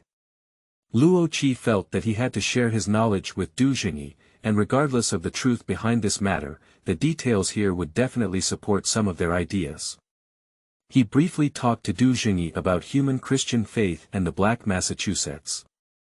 He actually had a partial understanding of human faith culture, but he still knew more about it than Zhengyi. He knew about curse, a common phenomenon that runs through various human cultures, but is completely unfamiliar to mages. Whether it's the Black Mass, the cultivation of Gu, or the cultivation of Shaoren, they don't exist in the culture of magicians, and they have a certain degree of respect for imagination. After all, if you are particularly fond of fantasizing horror stories, then in ancient times of war, you have a huge handle and weakness. As long as you encounter a mage who is good at mind control, you will really die from mental exhaustion. However, Roche couldn't help but think that mind control itself is like a curse in human mouths. Human culture has been repeatedly disrupted and even briefly controlled by mages. Perhaps the origin of cursing is difficult to explain. During Luo Qi's narration, Zhengyi listened attentively and did not mock his various bizarre speculations. At the beginning of Rocky's explanation, he entered the diligent and studious top student mode, and after listening, he cleverly asked a question: is God the supreme God of Christianity? Although Rocky didn't expect him to ask, he immediately answered this simple question: of course. Is the devil opposed to God? Yes, Roche was a bit cautious.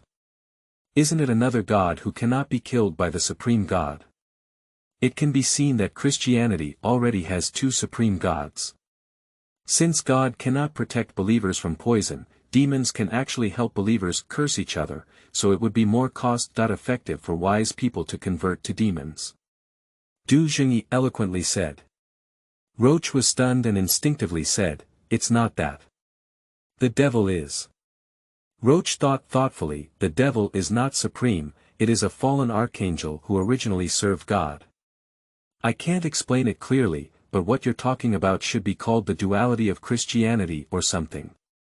Zhengyi interrupted him, on the contrary, God can't do his own little brother. It sounds like the goldfish I raise will turn around and do it to me one day.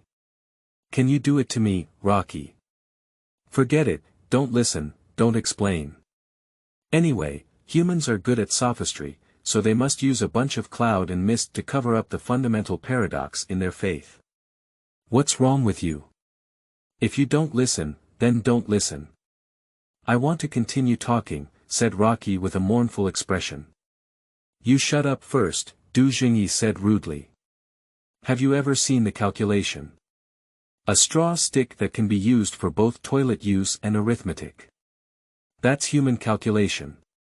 When we use complex magic, we often need to carefully calculate some complex parameters, such as the changes in light.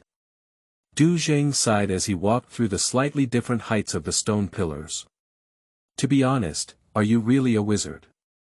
Roche didn't bother to answer, and Zhengyi slowly walked to the center of the stone formation. Suddenly, he lifted his head and arms, swinging them like a conductor of a symphony orchestra. His slender and tall figure, as well as his neurotic temperament, do indeed make him very much like a musician.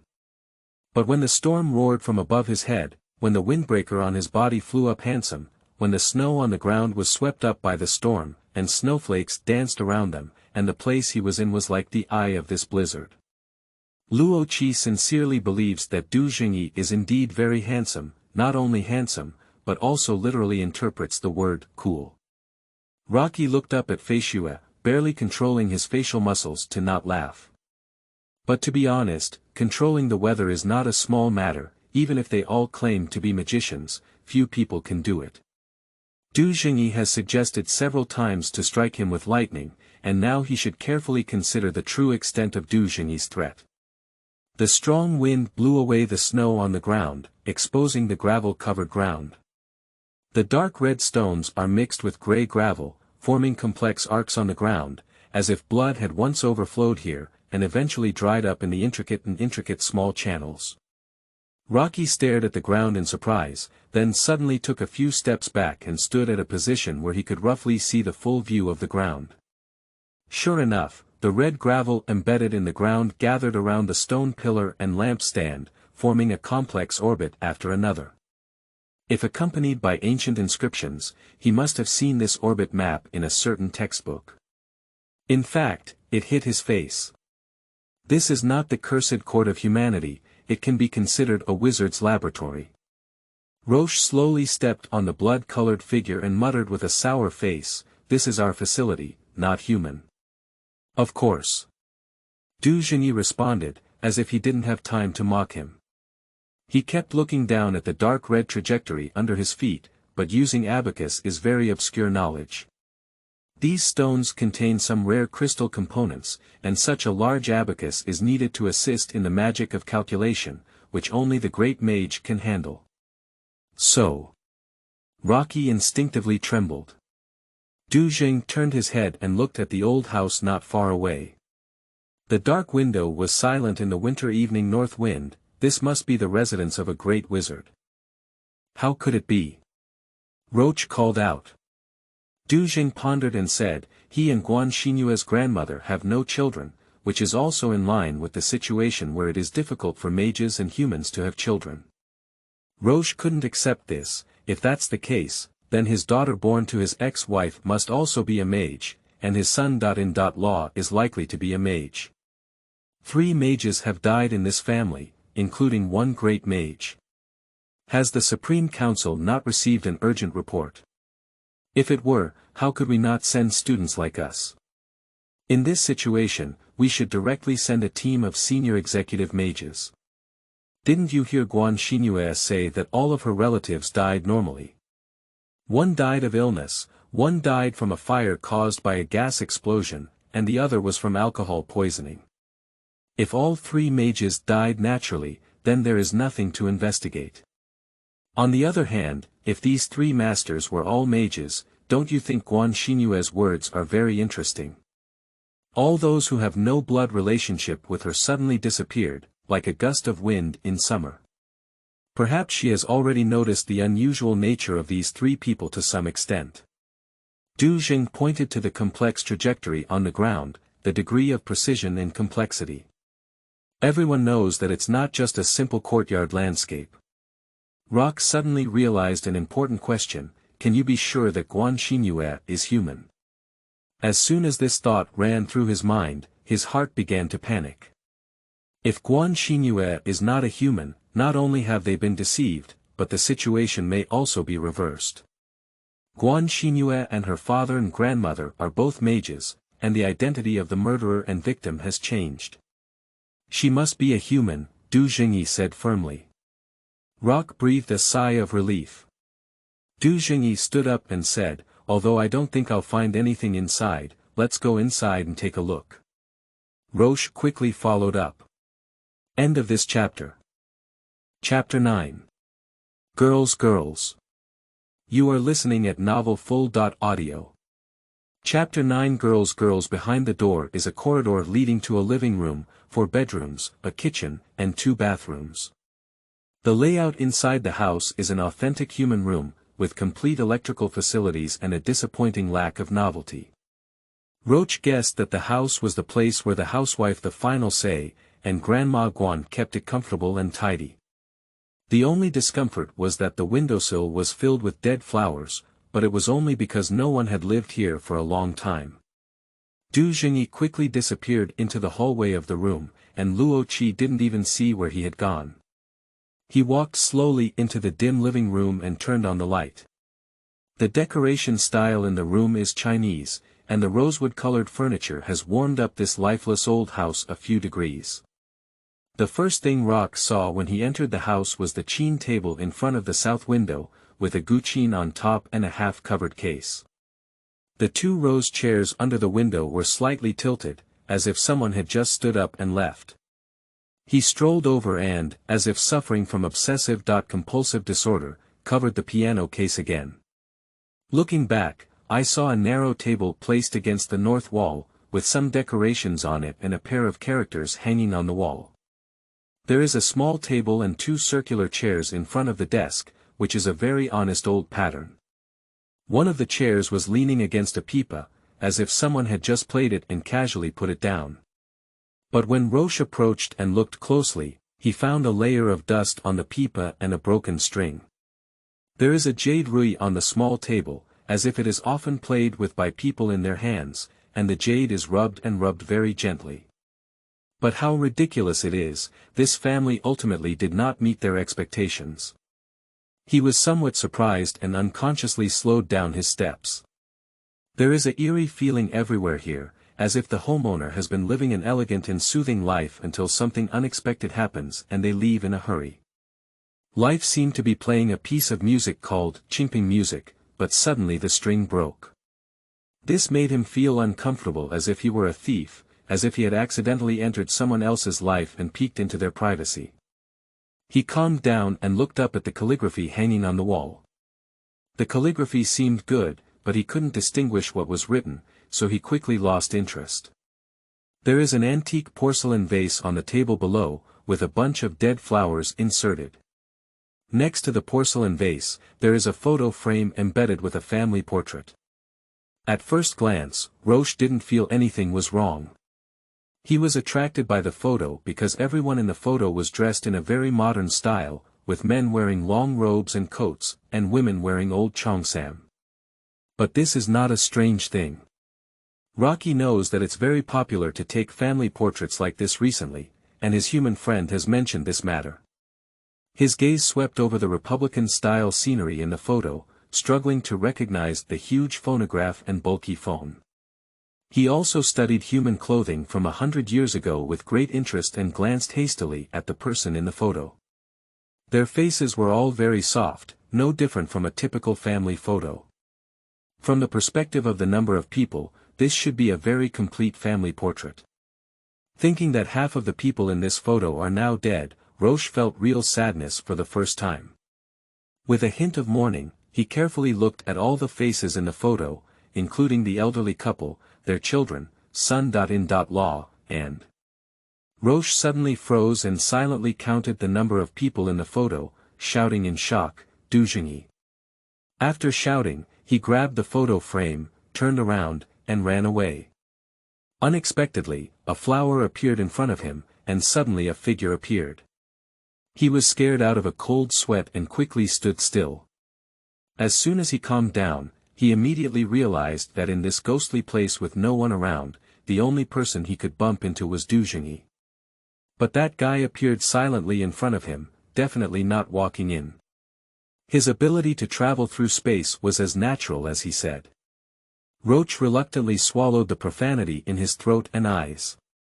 Ignoring his jealousy of Zhengyi's ability, he stuffed the frame of the family photo into Zhengyi's hand.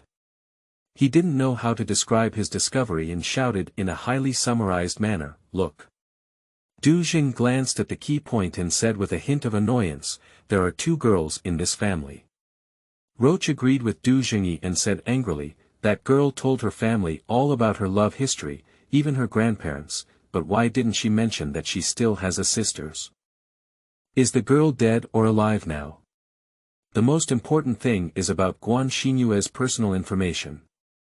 Whether we get it or I check it on the internet, there is no place to show that there is still a girl." Zhengyi is much more calm than Luo Qi. He just stared at the family photo and pondered. Luo Qi couldn't figure out why, so he also stared at the photo. The photo was taken at least 3 years ago. Guan Xinyue is much smaller than she is now, but her appearance has not changed much. At that time, she also had a delicate appearance, with a banged doll head and kneeling in the first row of the photo. Her head was intimately pressed against the head of another girl, who sat perfectly symmetrical to her, but only her sitting position was the same. The girl is several years older than Guan Xinyue, with a mischievous face and a high ponytail. At first glance, there is no blood relationship, Zhengyi murmured, completely consistent with Luo Qi's guess. In fact, the appearance of the unnamed girl is more like that of the young woman in the photo. Luo Qi guessed that she may be the daughter of Aunt Guan Xinyue. If she were a girl from a mage's family, she might have been studying in our world since childhood. Unless necessary, she could have no human identity.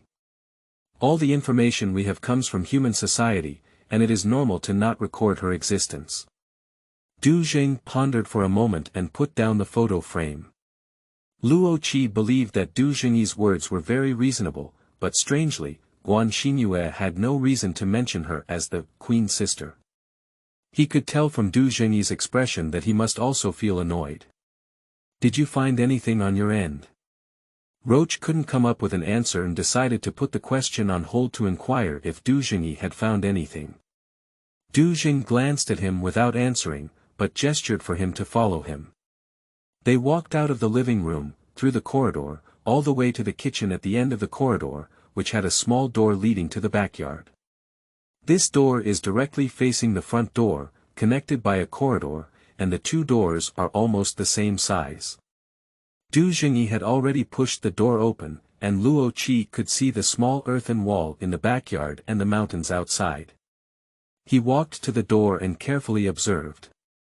There were clear ridges and grooves on the ground in the backyard, and at a glance, it was a vegetable garden.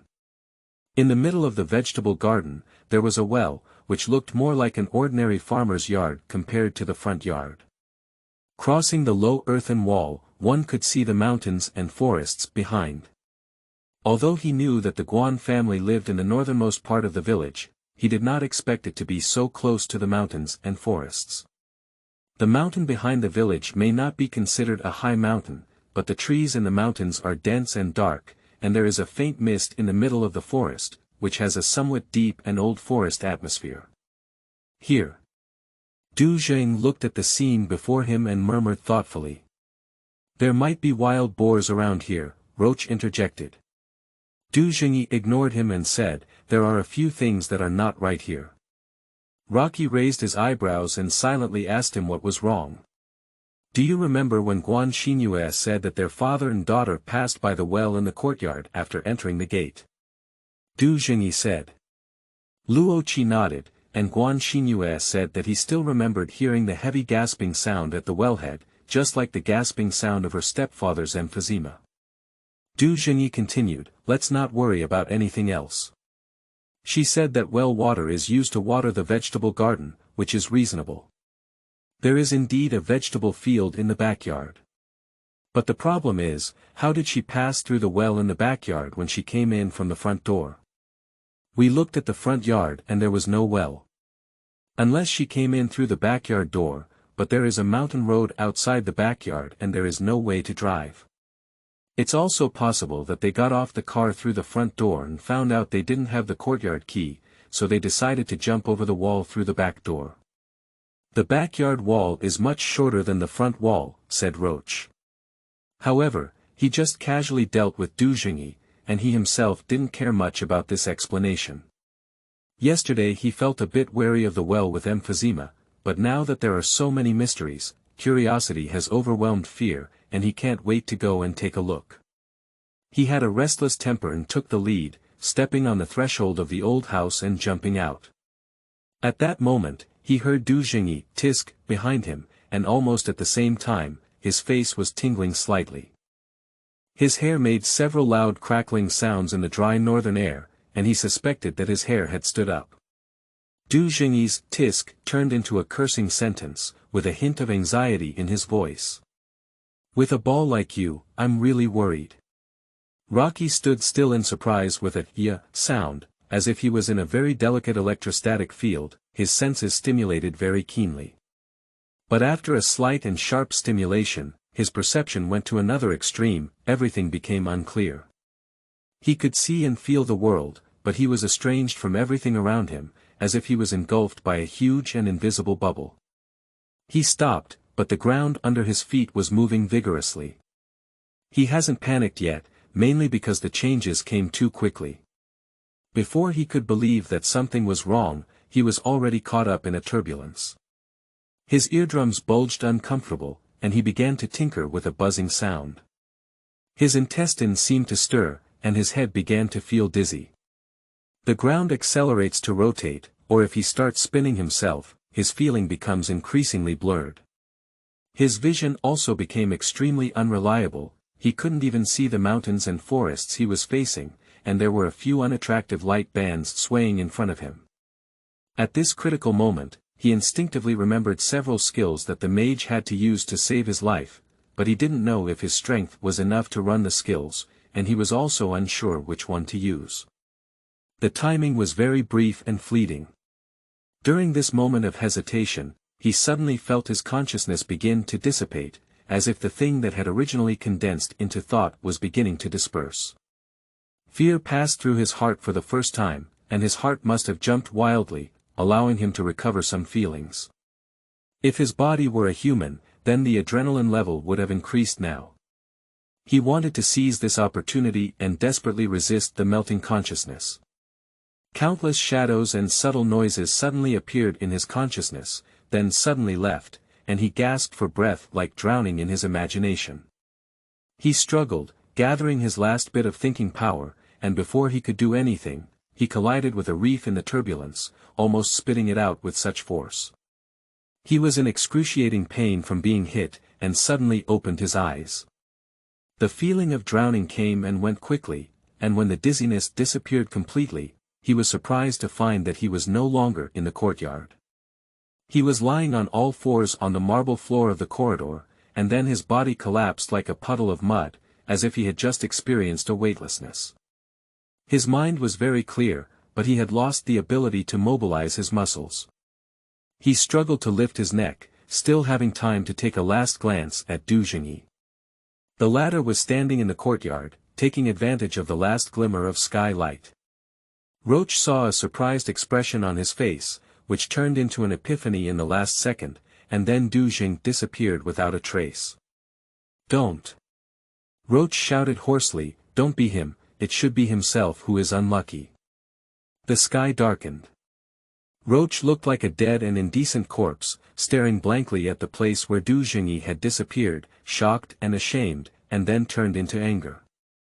The aftermath of weightlessness left him helpless, and he could only lie motionless. But the symptoms disappeared quickly, and Rocky quickly recovered using his body's abilities. He got up from the ground in a state of embarrassment. He took 2 steps forward with disharmonious limbs, stepped on the doorstep with 1 foot, and the wind-blowing head-on hit his face. It was not wind, it was particles with energy that he should have discovered long ago. He stopped, feeling the force field in front of him in a daze, and a sense of defeat poured down his face.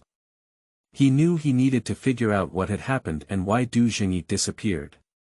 He tried to recall several methods learned in class, and many formulas ran through his mind. Unfortunately, most of them were incomplete. After the exam, he returned all the knowledge to the teacher. And most importantly, he doesn't know which one to use. What's the use of even if these things can be memorized in the mind? In the final analysis, he does not possess the power and sensitivity that a mage should possess. He is like a computer without much computing power, storing no amount of data is of no use. He stood here, not much stronger than a human, and he began to get angry with himself, half to death. He looked up, and the layered clouds and mist spread over his head, passing over the eaves of nearby farmhouses and suddenly becoming dark and gloomy halfway up the back mountain. The mountaintop is no longer visible, and the evening sky is gradually blurring, as if a Chinese painting is melting in the thick ink, leaving only this isolated village in the world. This was like the boundary between the two worlds of humans and mages, he thought vaguely, and suddenly remembered the story of Guan Xingyue again. The ancient well, thick fog, everything seems to be different from the scenes in the story.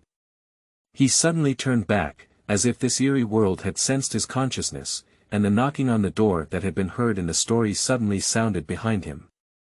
The key words of the story are almost complete. He trembled and regained his senses, quickly and silently crossing the dim corridor to the front door, holding his breath.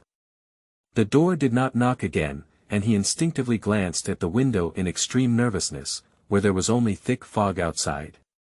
The door was unlocked, and after a moment of silence, someone slowly pulled it open from outside. Fear turned into a sticky lump in his stomach, and Roche swallowed it secretly, forcing himself to gaze at the gradually widening crack in the door. At first, there was only thick smoke in the crack of the door, and the choking smoke spread inward from the crack, as if gray vines were pulling up the door panel. Roche looked into the distance with suspicion, the smoke thick like a solid, and the lighting in the living room could hardly penetrate the thick fog in the yard. He suddenly realized that whatever was knocking on the door, it was right behind the door. He had almost no time to think before deciding to forcefully pull on the door panel. Unexpectedly, at this moment, the thing seemed to sense his thoughts again. As soon as he was about to move, a white hand reached out and gently grasped the edge of the door. Roche's hair was about to stand up, and the force he wanted to pull the door forcefully withdrew. Instinctively, he took a step back, and the stress reaction condensed a weak magical force in his hand. He dared not even breathe, his heart pounded, and he hesitated to strengthen the magic in his hands, unsure if his strength could be effective. He watched helplessly as the door panel was slowly pulled larger until a pale face appeared at the door, and he was stunned. He lowered his raised hand and looked at the newcomer in astonishment. In the thick fog, the obscure moonlight fell on the person, who still looked pale and fragile, with a deep blue color in her eyes. Just no longer the cuteness of yesterday, her expression is empty like a ghost. She lifted her head and stared straight into his eyes. Fear was like the grim reaper wrapped in black rags, still following her like a shadow. However, although that fear existed, it could not manipulate her. Instead, it put a heavy gloom on her face like a mask, which seemed to be one of the forces supporting her. She smiled under her mask, with a mixture of childish pride and a hint of adult malice emanating from her smile. "Did you catch a ghost?" Guan Xingyue asked him. She let out a slightly neurotic laugh and sarcastically mocked him, "Ghost Master Squad. Roche is stuttering." She smiled contentedly, with a hint of sarcasm on her face. "You." Luo Qi looked at Guan Xingyue in shock, he couldn't understand the situation. Guan Xingyue didn't look like a living person under the dim moonlight and the pale light shining through the living room, and he himself was not much better. He may have gone crazy. He stood dumbfounded, but Guan Xingyue walked into the room like a master, proudly circling around Roche, examining both Roche and her own estate. However, her lively demeanor overdrawn her spirit, and Roche once again felt that she was like a broken car burning oil on a dead end. Just like being possessed by evil, this girl seemed to have died a long time ago, but her body relied on burning her spirit to run. When her spirit was burned clean, she was about to fly into ashes. But Roche can't say for sure. When he was slightly shocked and finally able to close his wide mouth, he said, "You're not a wizard."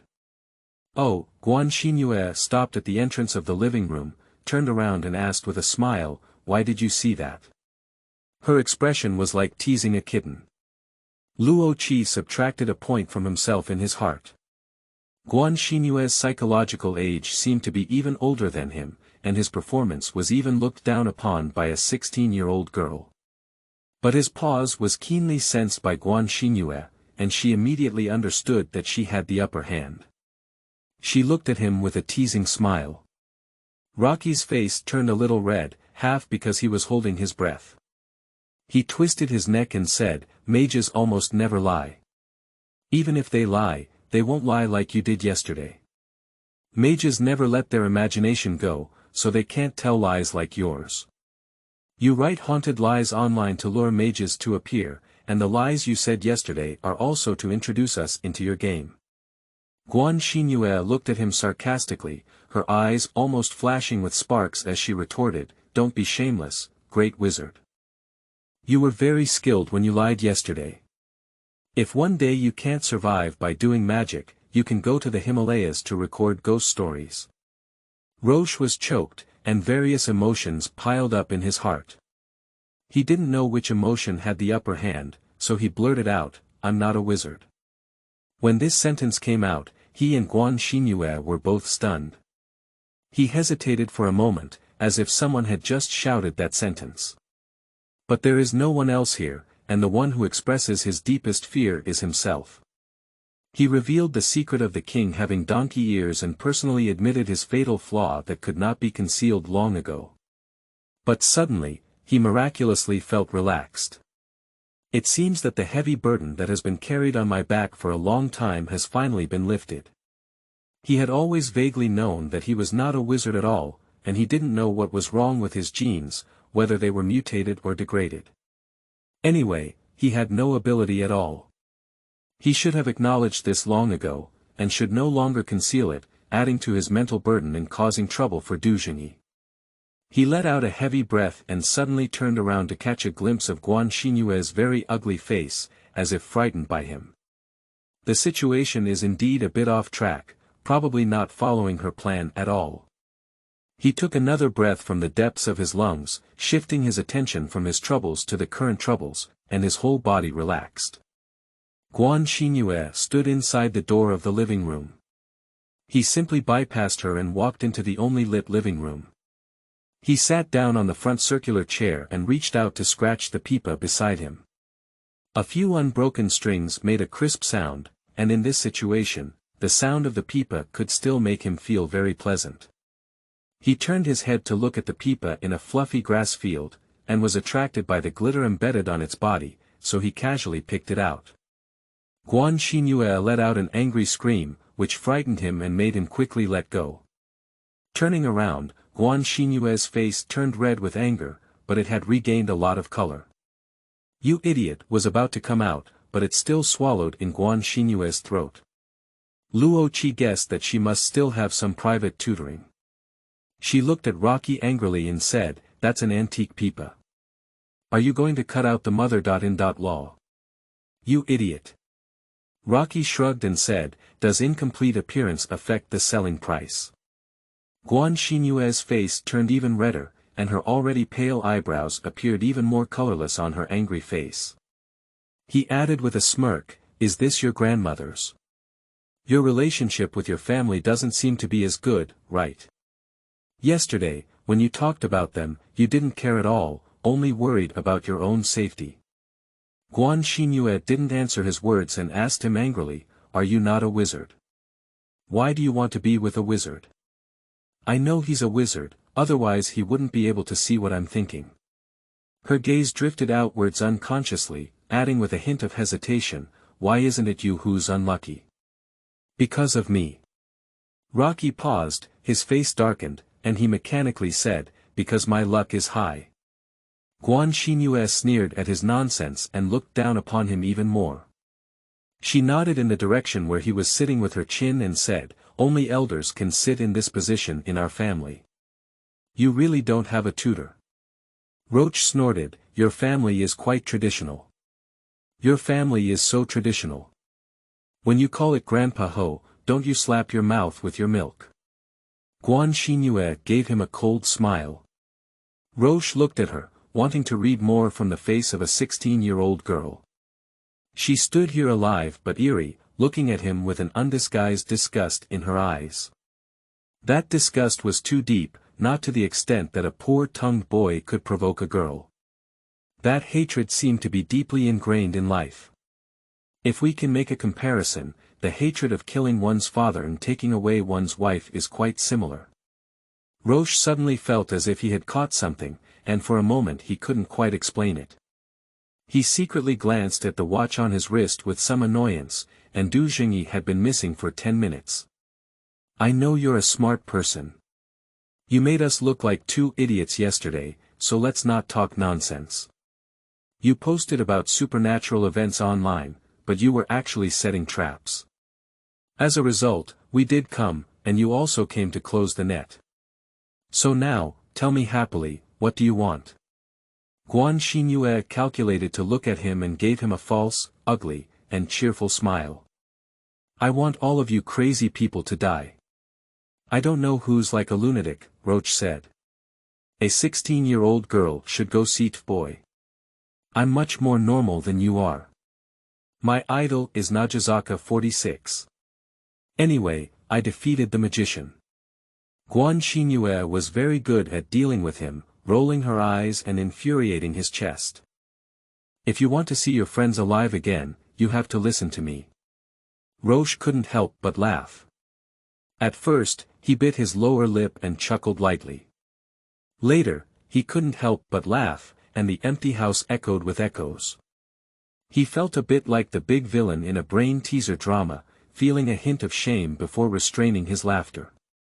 Guan Xingyue's expression had become very abnormal again, but what remained unchanged was her blind anger towards him. "Don't you feel ashamed to say such old lines at such a young age?" said Luo Qi sternly. "As long as it's useful, it's fine." Guan Xingyue cautiously wrote with great care. Roche became impatient and stood up from his chair as if he couldn't bear it anymore. "Stop talking. So all those wizards in your family died at the hands of you, little witch. How did you curse and kill them? Did you rely on jumping gods?" Guan Xingyue didn't answer him and stood in place, looking at him with a complex expression. He was already helpless with girls, and now this haunted girl is even more difficult to deal with. He is irritable as he walks back and forth in the spacious living room, pondering how a human girl managed to make a wizard disappear out of thin air. Suddenly, a thought flashed by. He turned his head and stared at Guan Xingyue. Pandragon Rail System. End of this chapter. Chapter 10. Past and Present. You are listening at novelfull.audio. Chapter 10. Past and Present. Zhengyi knew that he was connected to the Pandragon Rail System. A secluded elderly mage, his home cannot possibly have access points to the Pandragon track. Since there are no traces of energy in the front yard or inside the house, the entrance to the track must have been placed in the backyard. After taking a quick glance inside the house, he headed straight to the backyard, hoping to find the record of the last time the track entrance was used. The first time he opened the back door, he noticed a disorder in the energy flow, which could be due to the access point being out of repair for a long time and causing some malfunction. This is not a big deal. But before he could conduct the formal test, Roche suddenly shouted at him, and he didn't have time to think much before running back. When he returned to the back door with Roche, he had many thoughts in his mind. Without paying attention, Roche bravely smashed the pot for him. Anger is of no use. If you want to beat Roche up, you have to go back and talk about it. Besides, Roche has a very good temper most of the time, and beating him up may not necessarily relieve his anger. Zhengyi sighed helplessly and lay quietly on the ground, waiting for the impact of the regained gravity on him to gradually subside. Losing weight is a common malfunction of the Pendragon track system, and he is like a fish thrown ashore. Paralyzed is the best choice. However, he was not sure which river or bank he had been randomly thrown onto. There was a strong wind howling in his ear, and this place was even colder than the village he had left. The icy cold wind cut through his skin. There was still a glimmer of light on the horizon, and dark clouds lingered in it. For a moment, he thought he had hallucinated before seeing a huge shadow at the end of the sky. After a while, he realized that it was a flat mountain peak that stood alone blocking the eastern sky. The mountain was huge, but symmetrical like a perfect cone, floating like an artificial object in the void. At this moment, he also realized that he had finally regained control of his body. Zhengyi slowly sat up, then looked at the shadow of the mountains to the east for a while, and stood up pondering. The slope at his feet tilts eastward, covered in snow as far as he can see. Several huge silver pine trees remain silent in the frost and snow of the north. The returning crows sweep over his head, making a hoarse cry, becoming the only sound outside the wind in this area. The small village on the hillside decayed and remained silent in such silence. No matter what place this is, he must have never been here before and is not familiar with such landforms. His heart sank. For some unknown reason, the force that sent him here disappeared without a trace, unable to measure or trace back. He stood silently for a while, finally wrapped himself in a windbreaker and walked along the long slope towards the village below. The snow accumulated deep into his calves, and the damp and cold snow air climbed up along his calves. He struggled all the way down, with only his footprints on the long snowy road. Occasionally, the swirling wind rolls up a small cluster of snowflakes, dancing beside him like invisible elves, and in the ethereal space, there seems to be a woman's singing voice. He remained focused and refused to listen closely to the faint songs in the wind, nor did he waste his strength testing the power behind them. Intuition tells him that he needs to maintain his spirit before the Lord comes out. Although the snow road is difficult to navigate, the village is approaching in the blink of an eye. There is a small crossroads in front of the village, just like the story told by Roche. He took a deep breath, and there was only a pile of rubble in the courtyard on the right. The house no longer existed, and on the left, there was a small earthen house facing the street, which was upside down, covering the courtyard behind. The sky became increasingly dim, and the twilight merged. The courtyard behind the earthen house was no longer clear. Zhengyi walked towards the room, where there were no lights. He calmed down and suddenly pushed open the door. In an instant, the wind also calmed down. The earthen house, which looked intact from the outside, had a large hole in the roof. The straw on the roof was exposed like intestines, and the blue moonlight passed through the hole and landed in the middle of the room. Zhengyi stared blankly at an old man with white hair squatting in the moonlight inside the house, and his disheveled white hair, like a lion's mane, was dyed with a ghostly blue by the moonlight. If it weren't for his sharp and electric gaze, perhaps Zhengyi would have thought he was a lunatic wandering here for a while. In fact, he was already a lunatic. He looked at Zhengyi with a wild smile in his eyes and made a face at him. How familiar. Zhengyi swallowed secretly. You, said the old madman, standing up from the ground. He looked around him, at Zhengyi, and then at Zhengyi's back, his gaze constantly changing direction, as if he couldn't concentrate and his mind was incomplete. Then he sniffled, clenched his right hand into a fist and rubbed his nose, muttering, "That's great. I only saw a mouse here the day before yesterday, a hyena here yesterday, and you here today." Zhengyi was unclear, so his words were as difficult to understand as those sometimes said by Luo Qi, as if they came from a different world than him. Suddenly, he froze. This thought, like a flash of lightning, flashed through his mind but struck his chest. He took a step back and looked at the old man's eyebrows and eyes again in fear. There was a strange light in those murky and old eyes, with a familiar sense of narrowness. I almost immediately caught his gaze, as if I could capture his thoughts. The old madman burst into a cunning and almost cruel smile, glaring at him with a sharp smile and squeezing his eyes, as if to see if he dared to reveal the answer. Roche. His chest churned violently, spitting out this terrifying answer, almost suffocating him. Ha ha. The old madman almost jumped up and shouted happily, "It's been a long time since we last met, old friend. Let me calculate. You were in Lanhuan Pavilion the day before yesterday, and you were in Qijia Yufeng village yesterday."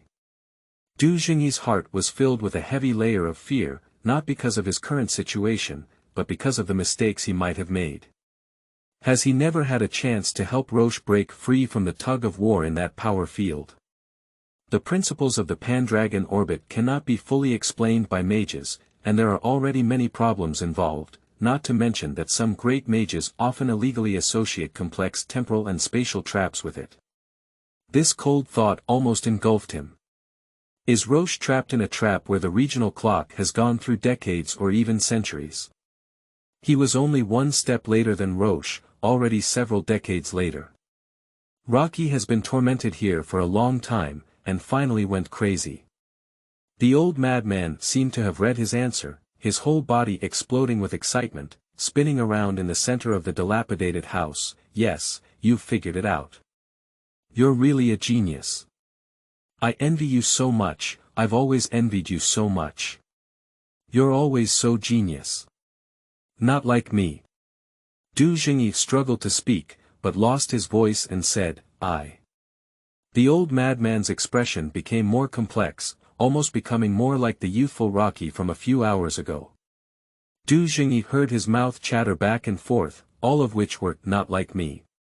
His hands trembled, unable to say whether it was due to self-blame or seeing a person's vitality run out of air with his own eyes.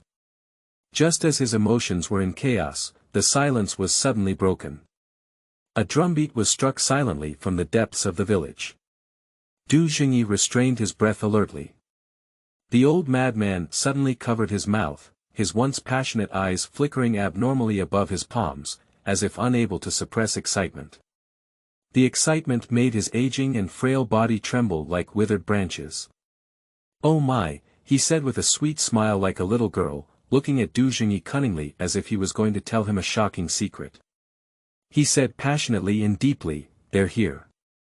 The old madman chuckled and retreated, huddled towards the corner of the room, but his eyes were malicious as he stared at Du Zhengyi. Du Zhengyi had no time to think more. His intuition was that something must be approaching, and the sound of war drums almost made his heart explode. He suddenly turned around and left the old house. If Rocky had lived here for a long time, he would have known the way to avoid danger, and the room he stayed in would have been safe.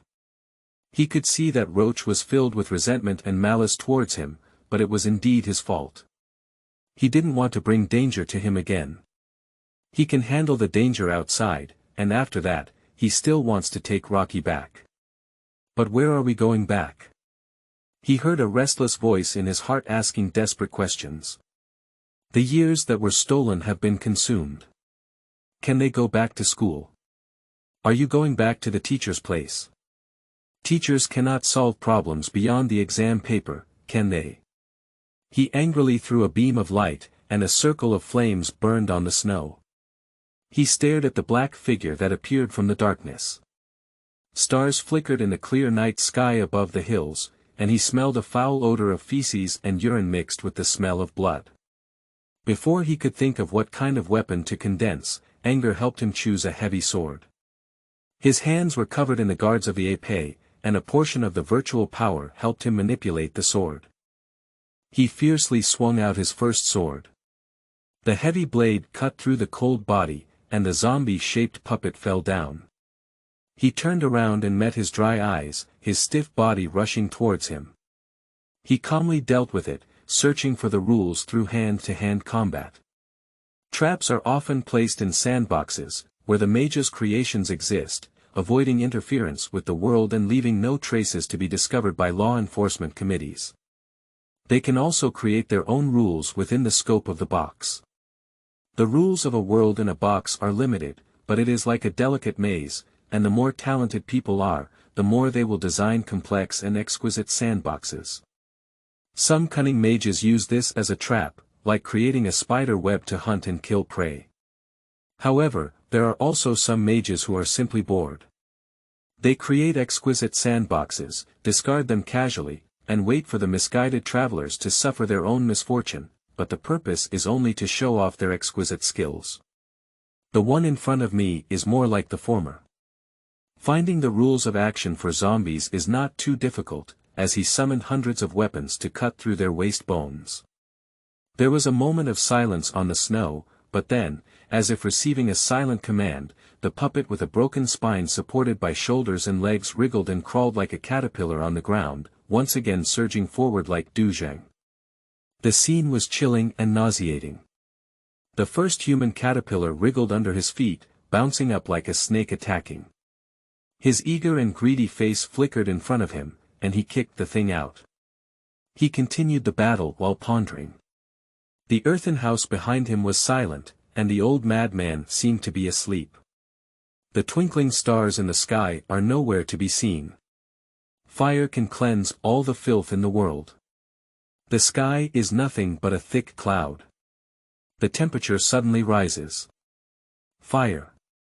The pouring rain arrived as scheduled, extinguishing the fire he had previously spread to dispel the darkness. Zhengyi finally understood. He threw away his heavy sword and allowed it to quickly decompose, becoming the fundamental material that made up this world. A caterpillar with a black head wriggled towards his feet, bouncing up like a snake. He didn't resist, the thing grabbed his neck and fiercely pinched it. Zhengyi suddenly woke up, and the zombies, old lunatics, deserted villages, and floating mountains disappeared. He lay on the ground in the rural backyard, next to the well, and he believed his car was still parked outside the front door. The thick fog covered everything here, with a fiery smoke that made him cough. He sat up, coughing and rubbing his neck. The pain of being strangled by a zombie puppet in the illusion persisted for a moment. He had just finally figured out that he was not in a sandbox, but in an illusion. The rules in the box are changing with his thoughts, just like a mirror of his thinking. With a movement of his mind, the rules are compensated for. He thought of fire, and immediately it started raining inside the box. But there is no such box in this world. Unless he himself is the box itself. He stood up and looked around with lingering fear. It was quiet all around, and he couldn't feel Roche's presence. However, there is a person outside the front door. The ancient well, thick fog, everything seemed to be different from the scene in the story, and the knocking on the door suddenly sounded. Zhengyi turned around and quietly walked through the corridor, opening the front door. In the thick fog, the obscure moonlight fell on the person, who still looked pale and fragile, with a deep blue color in her eyes. Just no longer the cuteness of yesterday, with an empty expression like a ghost. End of this chapter.